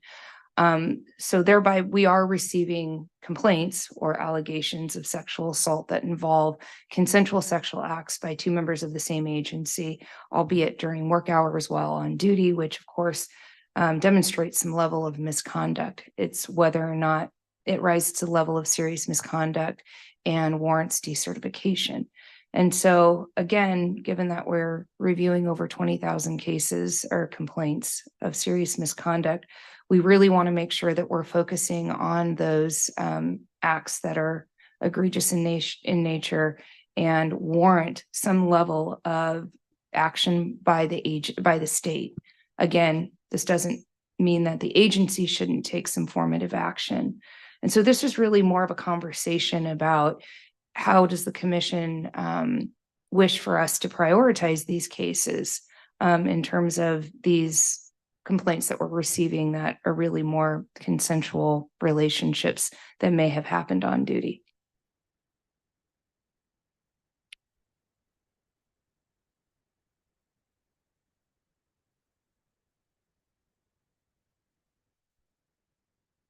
Should we have a discussion on one by one?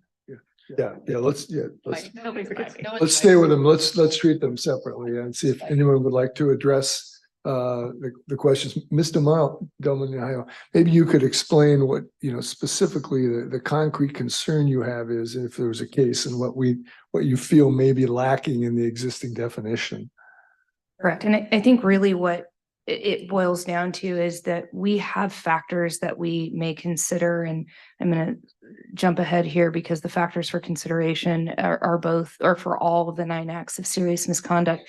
And that's what the factors for consideration that this commission adopted, which are when we're looking at any case of serious misconduct, we put it through a sieve and we're looking at each of these factors to determine whether or not they're present and then determine whether or not it rises to the level of serious misconduct. So there are several factors that we look at. I think the tough, and I'm going to scroll through them. I think that the difficult thing here is yes, there's some level of misconduct, and this happens outside of just the sexual assault definition because they're on duty. And again, they're choosing to make a decision to do something that they shouldn't be doing while they're on duty. But was the intent for the commission to take action from the form of decertification or suspension for these consensual relationships that may happen within a law enforcement agency? And as a matter of protocol, we can put them through these mitigating and aggravating factors and bring these cases before you. However, I think that given the fact that we have cases of sexual misconduct that are not of a consensual nature and obviously warrant some formative action by the part of the commission, just asking for guidance in terms of prioritizing the cases because we are receiving them from law enforcement agencies. Commissioner Gordon? Just gonna ask a question. I'm not gonna bite, but but we had a long, robust conversation about the definition and not limiting the definition based on the back and forth that we went through. So are you asking for a change in the definition, or are you just asking for guidance? Guidance. Thank you for clarifying. With sexual assault, yes. May I further hone down on that? And what type of guidance are you looking for? In what form would you like to see that? I mean, I think a discussion here to understand the commission's kind of prioritization of the cases that come in that perhaps, as we've talked about in the past, where the agency have some onerous in terms of their disciplinary proceedings for certain misconduct that may violate agency policy versus something that rises to the level of a peace officer losing their certification and their career indefinitely.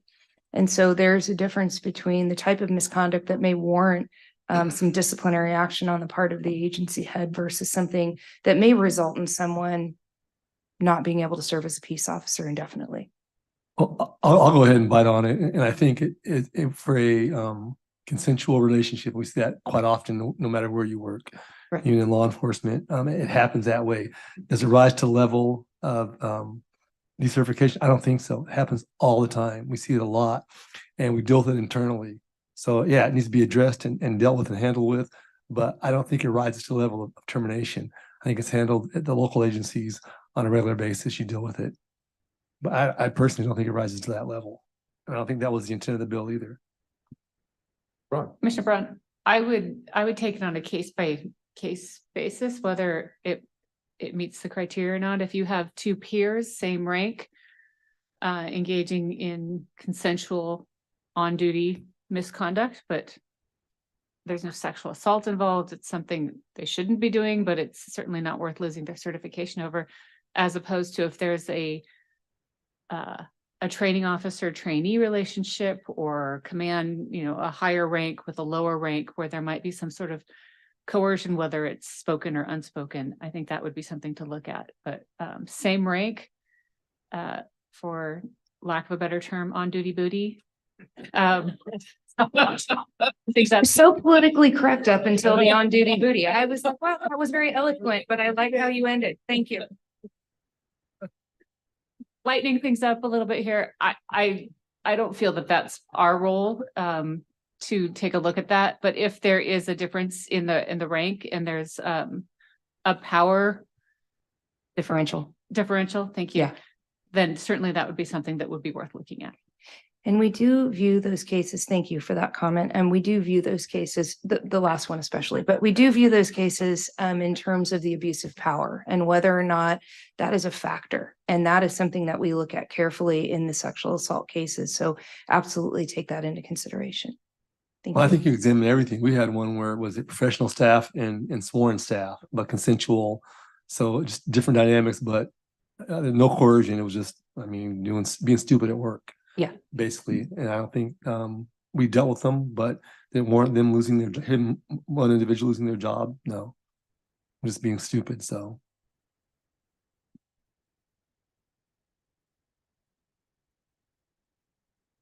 Mr. Brazil, I thought I still have to recover. Wow, that was good. Given the nature of this, I would I agree with everything that's been said.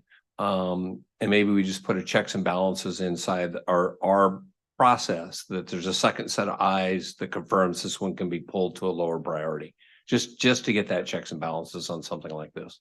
So we can say it wasn't just one person made the determination to give it a lower priority, but to have a second set of eyes on it might be a Absolutely. suggestion. Thank you. Okay. Question, Ms. Domina. So if the consensus would seem to be from the commission that, say, for example, consensual acts, however ill-advised, should not rise to the level of decertification. In the months ahead, in what form would you prefer, if I may ask, would you prefer to see that be memorialized? In language, or how would we? No, I think that just the guidance of the commission during the discussion is enough for us to apply 1213 and use the factors for consideration in determining whether or not these cases rise to that level. But thank you, sir. Chief Salazar, did the advisory board have any on the sexual assault definitional issue, that half of this issue? No additional comment from the advisory committee on the sexual assault piece. The other direction, thoughts, observations? All right, then we will move on from here and deal with the bias issue. So in terms of demonstrating bias, we do receive complaints, obviously, that all of you are aware of. There's been plenty of this in the media regarding exchange of text messages and photos and things of a nature that would be unsavory and perhaps would be entirely inappropriate. And what we're looking at is the definition we currently have in 13.510.8 of demonstrating bias, and focusing really on what is that demonstration of bias, and trying to put some framework around, is demonstration of bias an act and action? Does it have to be a multitude of things in order to rise to the level of demonstrating bias for the purposes of decertification? So again, I put up here the definition that's currently in the statute. This is the same definition in 1205. So just so we all reflect back, we did not touch any of the demonstration of bias. And then website definition: to prove or make clear by reason or evidence, illustrate or explain, especially with examples. And then again, Megan mentioned, Ms. Polis mentioned earlier in a presentation, AB 443. This really doesn't impact our definition from the point of decertification, but it's good to know that it's out there as another definition of what a demonstration of bias is. And so I put this on the slide so you folks obviously are aware that there is another penal code section that again demonstrates bias for the purposes of looking at hiring peace officers and conducting investigations. So finally, what we're proposing is perhaps a look at how we further define demonstrating bias by virtue of perhaps isolating that action. And this is a proposal that our chief legal counsel and his team put together for consideration by the commission to give us perhaps some foundation for when we move forward on these cases. We're looking through this sieve of what the act or action was of the officer in terms of conducting the investigation, and coming to the determination that by clear and convincing evidence, we are able to find or prove that there has been some demonstration of bias by the peace officer. So I'll give you an opportunity to read the definition. I can read it out loud if Chairman Long prefers, or turn it over to our chief legal counsel, Toby Darden. Voice my belief that they're all good readers. All right. So read away. I will defer. And then have Toby.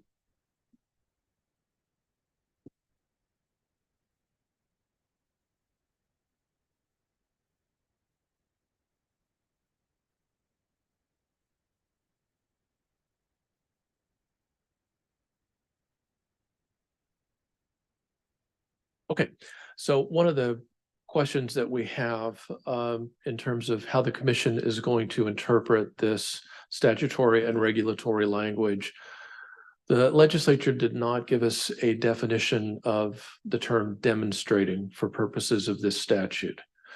So the first and most obvious question is, is the commission going to interpret, or would it want to interpret, this bias prong, and particularly the word demonstrating bias, to require an actual act by the officer? So in other words, it is one thing if we have a factual record where we can prove that the officer went out into the field and engaged in actual biased conduct. It's another if the officer has expressed by speech or other conduct an attitude of bias, contempt, prejudice, intolerance, etc., toward individuals in a protected class. As you know, the law and our regulation has a First Amendment carve-out, and this gets into a very interesting area for us lawyers, looking at the intersection or the question between free speech rights and our regulatory ability to take action. So what we've tried to do with this exemplar language to facilitate discussion or to get the commission's ideas is to walk that line so that we staff can have a little bit better guidance from staff with respect to how the commission views demonstrating bias. So what we tried to do in this language is to get over the arguments that there's a pure First Amendment right to engage in speech, no matter how negative that it might be, is to tie that speech to instances where a reasonable person looking at that speech would conclude that the officer would not be able to fairly and impartially perform, or if we do have evidence that the officer actually did not fairly and impartially perform his or her duties because that bias, intolerance, contempt toward people within that protected class. So we might get cases, for instance, where there has simply been an officer expressing a view against individuals in a certain protected class, and perhaps even saying that on duty they would engage in certain behavior toward those persons because of that. But we may not have any actual act where that officer has gone out and then engaged in provable bias toward someone based upon that membership in a protected class.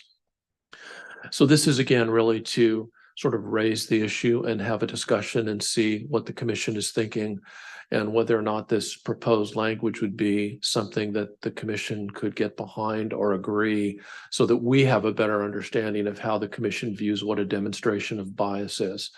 So again, what this would say is, if there's any show or display by words, action, or conduct of prejudice, intolerance, contempt, hatred, etc., because of people's membership in a protected class, that would be serious misconduct if that word, action, or conduct would lead a reasonable person to conclude that the officer has not or will not fairly and impartially perform his or her duties. Again, this is just proposed language, and we wanted to put it out for discussion. Is that fair? Okay.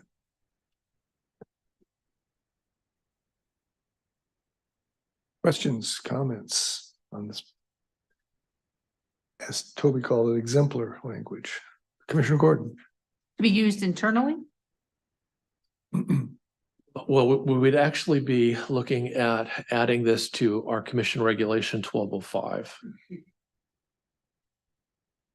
We don't have to. This is just we're raising the issue in terms of whether or not the commission would like us to amend the regulation to include this language.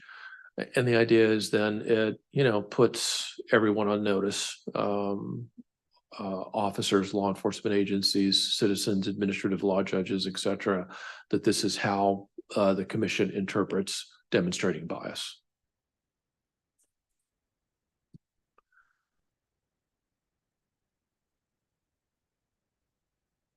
Take a look at it. Chief Salazar, was there any comment from the advisory board?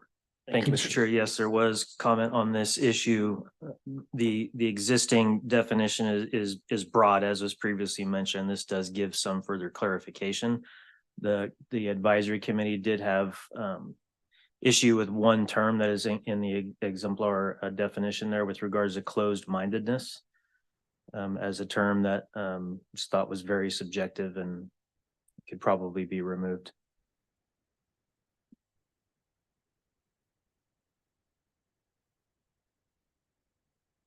So to summarize, this is language put forth by staff for consideration of the commission to see if anyone is interested. Now, obviously, we could move it today, but I believe that the intent of the staff was largely to get it before the commission to seek some direction going forward as to whether there was interest in this type of clarification. Some have seen it as narrowing the definition. Others, as you heard from the ACLU this morning, feel that it is they're opposing it because it narrows the definition too much. Any comments or questions at this point? So I guess the question would be back to all of our robust discussions. Do we see this as narrowing? Are we going to go through this conversation as a commission again and then be told that no, because we're narrowing the definition?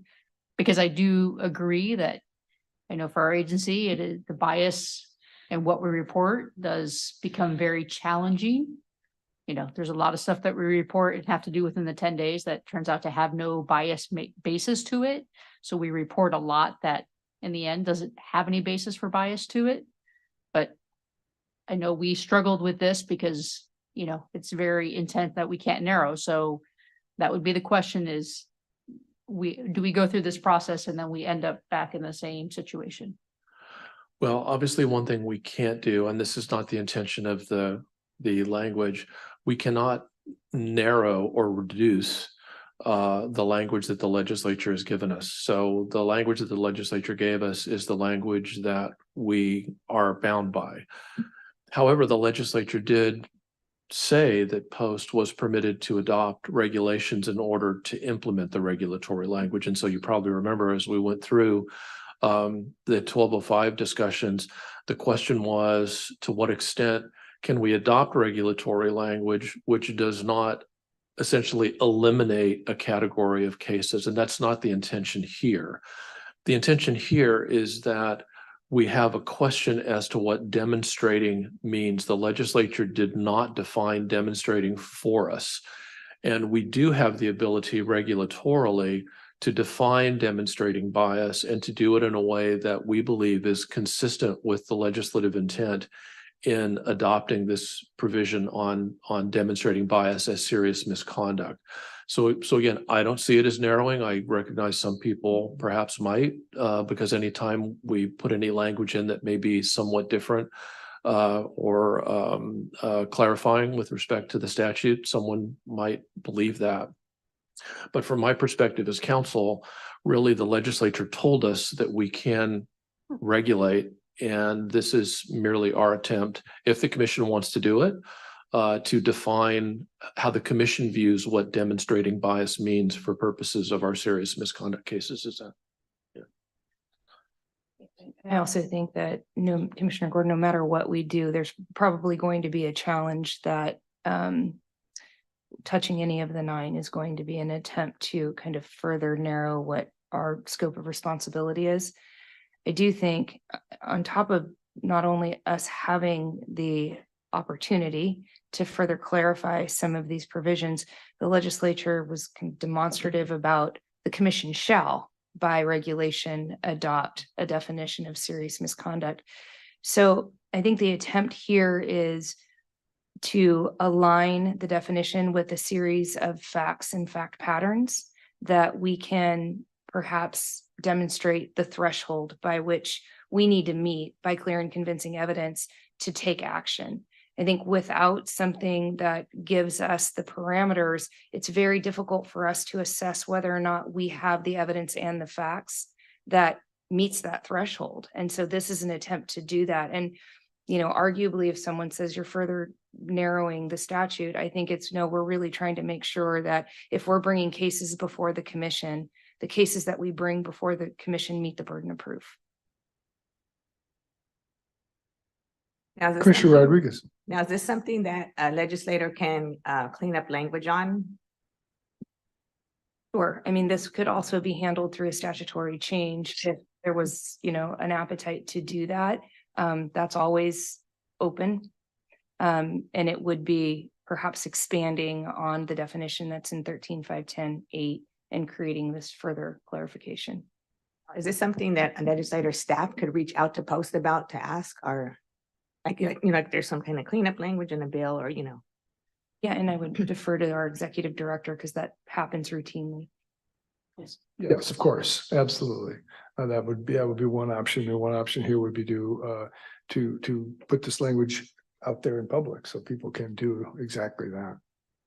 I think the hard part is with the legislature right now, that the appetite is not there to change it. It's very difficult.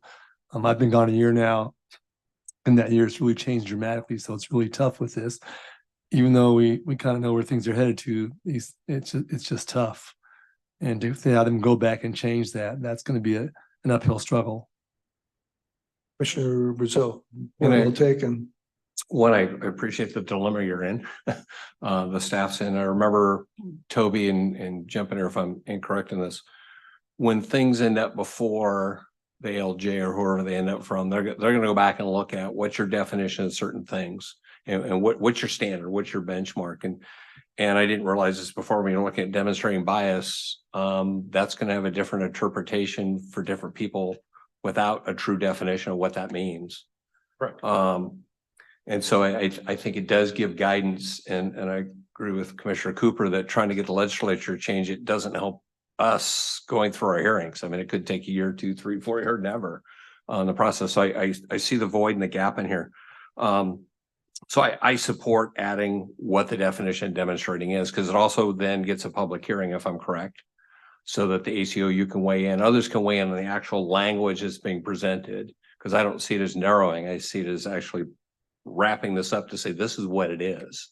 It's not open to interpretation by somebody who thinks demonstrating means that you have to do something so egregious to demonstrate versus what's in here. I would maybe, and taking what Chief Salazar said, the closed-minded is, I don't know what the word closed-minded was meant to say, but I looked at it as inaction, like ignoring something. So it's not just the actions, but inaction. And I immediately thought of someone delaying a response to some homeless call. Continually talks ill about the homeless all the time, the unhoused, and then is active in responding to others, but delays in these things. It's more of an inaction than an action. So I don't know what I don't know what the advisory committee's thought was on the closed-mindedness, but I immediately was jumping at that one. So I support the trying to wrap some stuff around this, given it's going to take a long time to get through all the hearings, and how many times it's going to get kicked back to us to revise it because they don't like a particular word we put in when it. But again, I think it's a good step towards giving some definition for staff here to say this is what it is, and the agencies, what is demonstrating in the process. So I support the language change. And Commissioner, you're absolutely correct. If the commission did approve the language, let's say we take out closed-mindedness and the commission approved the language, it could be sent out to OAL. That would open up a public comment period. And then during that public comment period, if anyone had objections to that language, they would make those objections, and then the matter would come back to the commission. If there were no objections during public comment, then the matter would just go through with OAL and there wouldn't be a further hearing, but certainly it would be put out to the public and they would have the opportunity during public comment to voice their objections, and then that would come back to the commission. I would like to add to that. I agree with Commissioner Brazil in terms of the language. The language does not frighten me, bother me. I do think the optics are an issue. And I think given, for example, the ACLU's opposition today and the legislature's sensitivity to the fact that if we're going to get in there, I would prefer personally to see the language put out in advance of adopting the language and getting some feedback from the legislative coalition and others, chiefs, sheriffs, and so forth, before we adopt the language. While I personally have no problem with the language, I think the fear of and the optics are both issues, and we might be best served by letting some people see this type of language, because this is the first time we'd be trying to go change the 9 categories of misconduct. So it's just my thought anyway. Commissioner Nieto. Yeah, I actually agree with Rick on trying to define this better for your staff. In real life time, there's been a lot of, at my agency, we've discussed this. How do you define this? Because it's pretty broad right now. But I do agree that we need to open it up to other groups so they can weigh in on what we're doing. And also as a commissioner, I want to look back at my notes, because When we were looking at SB2 in general, I have to look at my notes. I know the ACLU spoke, but it seems like they support different things depending on what they're looking at, because before they wanted to add more and now it's like, don't touch it. So I like the groups to have an opportunity to weigh in on their interpretation. Adding on to what Commissioner Brazil said about inaction, I think in the second line, in the second paragraph, after actions, add inactions. So as you described, the failure to respond to a call because you know who the parties are, what you perceived the race to be. I think that would be worthwhile to consider. And I don't have an issue with the closed-mindedness because it's specific closed-mindedness or hatred towards one or more persons. So that's part of the inaction part where you have a mental block or an internal closed-mindedness to whatever segment of society. So I don't have an issue with the language. I do support putting this out to the public and having some feedback to make sure that what we're doing is we try to be transparent in what we do and give them an opportunity to weigh in. No comments. Is that Ms. Del Monayo, does that give you sufficient Correction? So Chairman Long, I'm gonna repeat what I think you'd like for us to do, just so we're clear on the record. So at times, the commission staff will notice something, so it goes out for public comment prior to bringing it before the commission to draw out and bring in some of the potential pitfalls or landmines and what have you, and then discuss those before the commission makes a decision on any language. Is that the direction, sir? I believe so. Do my colleagues agree? Yeah. Okay. I think again, when we start talking about redefining the 9 areas of misconduct, we need to be very aware of suspicions, optics, and so forth. And the best way to deal with this is to let people see the language, I think. Any other discussion on this item? Thank you very much, everyone. The next item, committee reports. The Advisory Committee Chair, Chief Salazar, will report on the Advisory Committee meeting held yesterday. Thank you, Mr. Chair. Yes, we held the Post Advisory Committee meeting yesterday afternoon. At the meeting yesterday, we did welcome 2 new members to the Advisory Committee, Ben Terrio from PORAC and Shayla Cottrell representing Public Safety Dispatchers, and that was their first meeting yesterday afternoon. Amongst the reports from members of the committee, one item in particular came up from PORAC, California Highway Patrol, Cal Chiefs, as well as Cal Sheriffs that had to deal with AB 89 and the recent release of the AB 89 report, and just concerns about how that has evolved, timeline and impacts on the profession, specifically with regards to language included in AB 89 that needs to be clarified with regards to either an and or an or. It's interpreted now as an and, meaning that officers would need to become police officers need to have a modern policing degree and a bachelor's degree, which we don't believe is what the intent of the legislation was, would be a modern policing degree or a bachelor's degree. The program is still not developed and the 2025 deadline is coming and approaching very quickly and will begin to, and I think has already begun to have impacts on recruitment, as there's still some angst about when this will actually roll out and what it will look like. And then also the need that credit would need to be provided for academy training that could be applied towards the credit for the modern policing degree, and that be done equally across the board with academies. So a number of different concerns with regards to AB 89 that were expressed by members of the committee and its potential impact and ability to recruit police officers.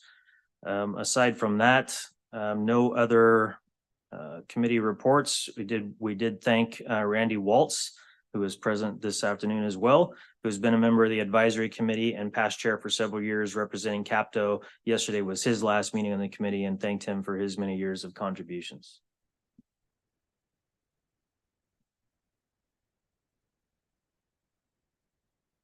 Questions for Chief Salazar? Sure. Sheriff Cooper. Yes, Chief. do we have any numbers as far as entry level folks coming in that possess a degree right now? Are there any numbers out there? I'm in the legislature, they talked about it. It was brought up during the hearing that someone with a 4-year degree is less likely to use excessive force than someone without. And that was just thrown out there. I don't believe that's true, but a lot of things happen like that in hearings where people throw out numbers and there's no truth to it whatsoever. So do we have an idea what that universe is, folks coming in? No, but that was also part of our conversation yesterday. Actually, Sheriff DiBasilio brought that particular item up and whether or not there was actual data that supported the fact that officers with a college education might use less force or so on, but I don't have that information. But I think it's worth evaluating, and I'm not sure where that is at this point, but it was one of the concerns expressed in our discussion yesterday. And maybe that's something we do through our associations, through the Sheriffs and Chiefs Association, go back and glean that information and see, because it's tough. We know we talk about in the legislature, they want people of color in public safety, but obviously that's going to bar a lot of people from coming into this career field. So I think we have to go back ourselves and really work on this and give some hard and fast numbers, because right now that's an unknown out there. Thank you, sir. Thanks. Sheriff Cooper. Any other comments for Chief Salazar and the advisory committee? I'd just like to make one comment about the advisory committee, Sheriff. It seems in recent months, the turnout has not been perfect, shall we say. And I think, I'm not sure how to get at that exactly, but the advisory board does serve this commission, and we're not served as well when we've got 3 or 4 or 5 members who aren't showing up. I think there's been a regular occurrence, and certain individuals have, and I know there've been calls to them and they've just not, if they don't wish to serve, I think we should maybe even talk about, as a commission, talk about, 3 in a row, you're out, and maybe get some replacement from the groups that we want represented on the advisory board. It seems to me, I don't know if anyone has seen the same thing or has the same concerns, but if we're going to take, and I think there was some good discussion yesterday, but it was limited by, you only had about half your members. So if anyone has a comment on that or feels it's also an issue, maybe a 3 and out rule or something that I think the commission, I think we need to think about what we're doing with the advisory board, so it doesn't slide into a kind of a 50% turnout. I don't know if there's any comments, or Chief, if you have any comment on that at all, but. Mr. Chair, I will comment. We have had low attendance in the last couple of meetings for a variety of reasons. But I will say, an example yesterday was a good example of 2 new members that came on and were very engaged. They requested presentations, provided, I think, very valuable feedback on a number of the topics. So, but yes, if the advisory committee is going to serve the commission, obviously we need those voices and engagement. We've had a number of conversations with the Assistant Executive Director, Jim Grotkow, on this topic as well. But yes, for it to be effective, they need to be present and engaged and provide feedback. And your reference to the 2 new members yesterday is proves the point. It was very helpful and very illuminating and very substantive. And if there were 4 more of them that actually showed up, it would be all the more so. So, Mr. Alvarez, I don't know if you have any suggestions on this front at all specifically, but other than sending at least a concern out to the advisory board that maybe the commission ought to consider a 3 and out rule or something. Personally, I agree. There's always a reason why some Mitigating circumstances. There's mitigating circumstances. Yeah, we put it on EDI and have them submit. No, I mean, look, we had one individual whose appearance here back in June, based on law enforcement actions that were happening, they weren't able to travel, and that's perfectly understandable. But I think if you give it a number like 3, they should be able to make it at some point. If they miss 3 meetings, I think we should just move on. I don't know if it would be wise to go back to that association or whoever it is, and say, give us another body, or just kind of eliminate them if they're not going to participate. And I think that might be even better. Maybe that's a little too medieval, but I think there's something that should happen to cause them to show up if they're on the advisory committee. Hopefully it'll send a bit of a message and Mr. Grockow, maybe we can continue a little conversation with Chief Salazar and just to, and the organizations, because I thought, for example, yesterday was a very, very helpful meeting and it would have been all the more so had it had a few more members. All right. Thank you. Thank you, Chief. So without objection, we will deem the advisory report adopted. The next item is correspondence. The following correspondence was sent from Post to Robert Luna, the Sheriff of LA County, expressing sympathy over the tragic on-duty death of Deputy Ryan Klinkenbrummer, and to Rachel Johnson, the Chief, Manhattan Beach Police Department, expressing sympathy over the tragic on-duty death of Officer Chad Swanson. In old business, there is no old business for discussion. New business, something to talk about. I would like to ask Executive Director, Mr. Alvarez, to discuss the new business items.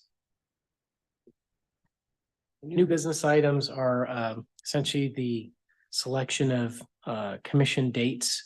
I think we've already proposed several of them for you. So you've already had these dates. The next, I'm sorry. I think we're missing March in here, if I'm not mistaken. Well, you've got March and a separate item. to Okay, talk got it. about Okay, so the travel. we'll go through June, June 12th and 13th will be here. That'll be the awards meeting. So that'll be a big meeting here at Post. September 12th will more than likely be somewhere in Southern California. We haven't decided the location yet. Again, that'll just be the commission, no finance committee, no advisory committee. As is normal for the September meeting, it's more of a roundtable discussion. And then November 20th through the 21st in 2024 will be here just like this meeting. Then would you like me to go to the advisory committee? Yes, let's go to advisory committee appointments since we were just speaking of the advisory committee. Okay. We have received 2 nominations for new appointments to the advisory committee. The first one is an appointment to replace Mr. Randy Waltz from the, I'm going to mess up Randy, the new association name, but it used to be the California Police Training Officers Association, CAPTO. They now have a new name, but Randy is moving on and they have nominated Lieutenant Brent Stocker, an active duty deputy with the Fresno County Sheriff's Department. If I'm not mistaken, Randy, is that correct? Lieutenant. Okay, Lieutenant from the Fresno County Sheriff's Department. And I believe that letter is in your agenda. And then the second one is a public member, Alan McFadden. He nominated himself. He is a former public safety dispatcher and he is up for your consideration as well. You have it seems to me at this point, I'd like to throw open to my colleagues. Lieutenant Stalker represents an organization that we have discussed making sure they have representation on the advisory committee. I'm a little less certain about a self-appointed former dispatch supervisor. I'm not familiar with Lieutenant Stalker. I would suggest you consider him now and consider approving him now. CAPTO has been very active on the advisory committee for years and years, as has Mr. Waltz. So I would recommend that. I know Mr. McFadden. He is a very qualified individual to come on as a public member. He would be a public member as he is retired, but he is a dispatcher by trade. I would suggest if he does want to be on the commission, since he's not representing any organization, as I would with any public member, have him come before the commission and speak to the commission as to why he should be on, as opposed to just approving him with a simple letter, since you're not familiar with him. So that would be my recommendation. I would concur with that recommendation. Any concerns from the commission on that? So if there are no concerns with what our executive director has laid out, then we would need a motion to appoint Lieutenant Stalker as a representative of the organization, and would be essentially replacing Mr. Waltz. Is there a motion to that effect? Gordon, second? Rodriguez. Is there objection to unanimous consent? Lieutenant Stalker? Seeing none, Lieutenant Stalker is a new member of the advisory committee. And and we'll get word somehow to Mr. McFadden if he wishes to pursue this, that he can come and speak before the commission. Any additional questions on that front? All right, future commission dates, Mr. Alvarez.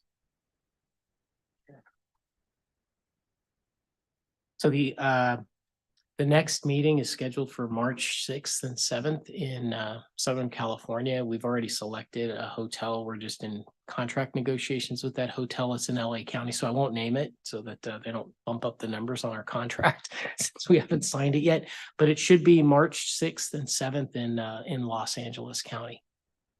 And that will include both the advisory committee, finance committee, and the commission.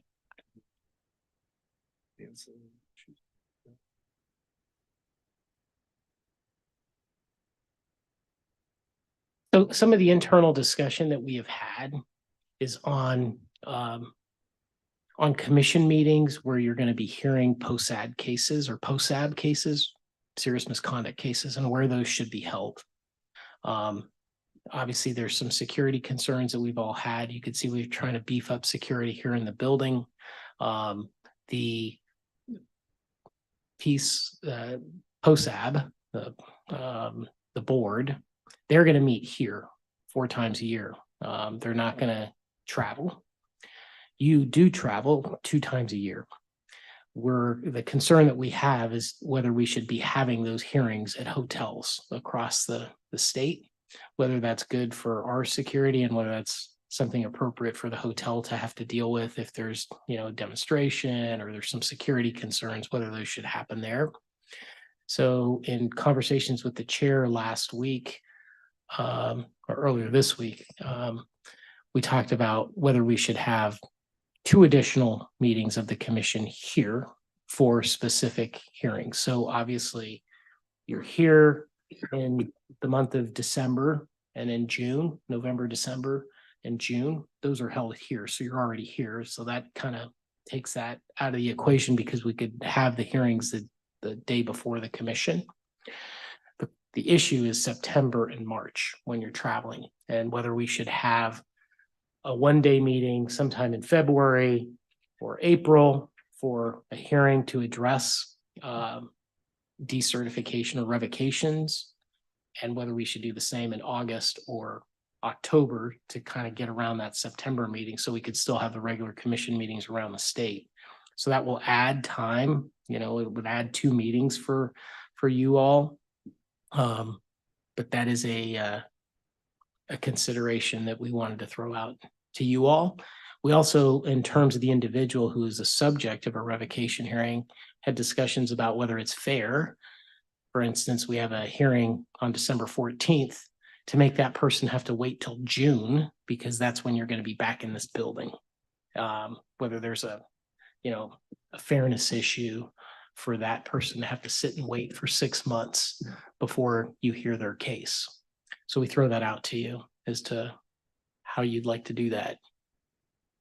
Has there been a consideration of asking for those meetings that, like LA meeting, there's a lot of law enforcement agencies that have great training rooms, asking for them to see if their training room would be available, because then it is a secure location and those security issues are addressed. And a lot of times there's some agencies with really great facilities that, may jump at the chance to actually host post.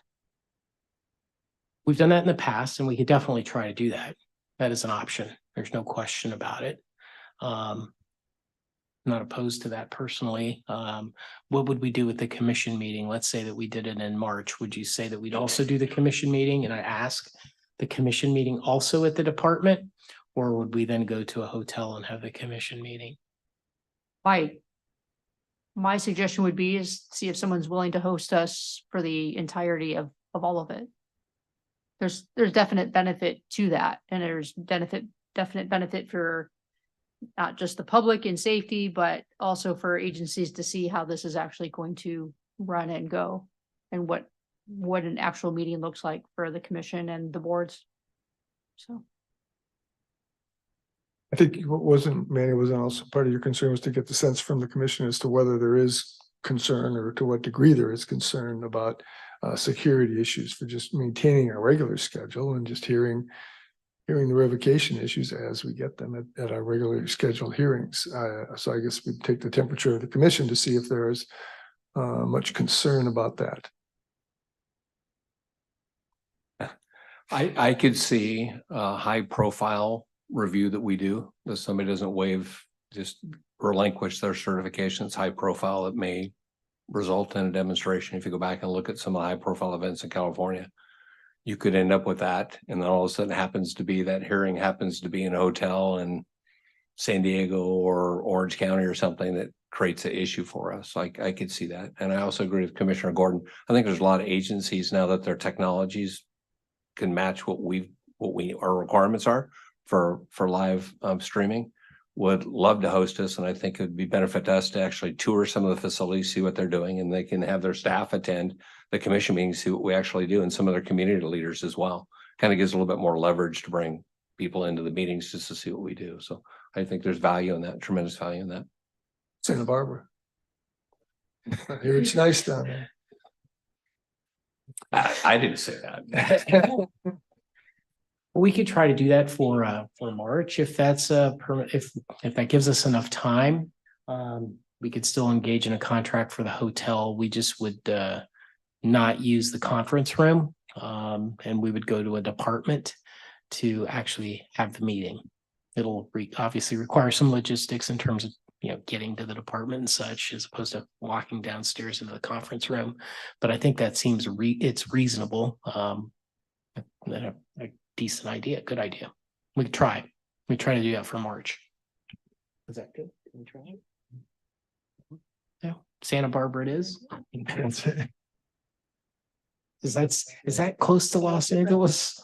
I was gonna say, we have an airport. We will now adjourn to closed session. So if I could ask, Anne Marie, do you have?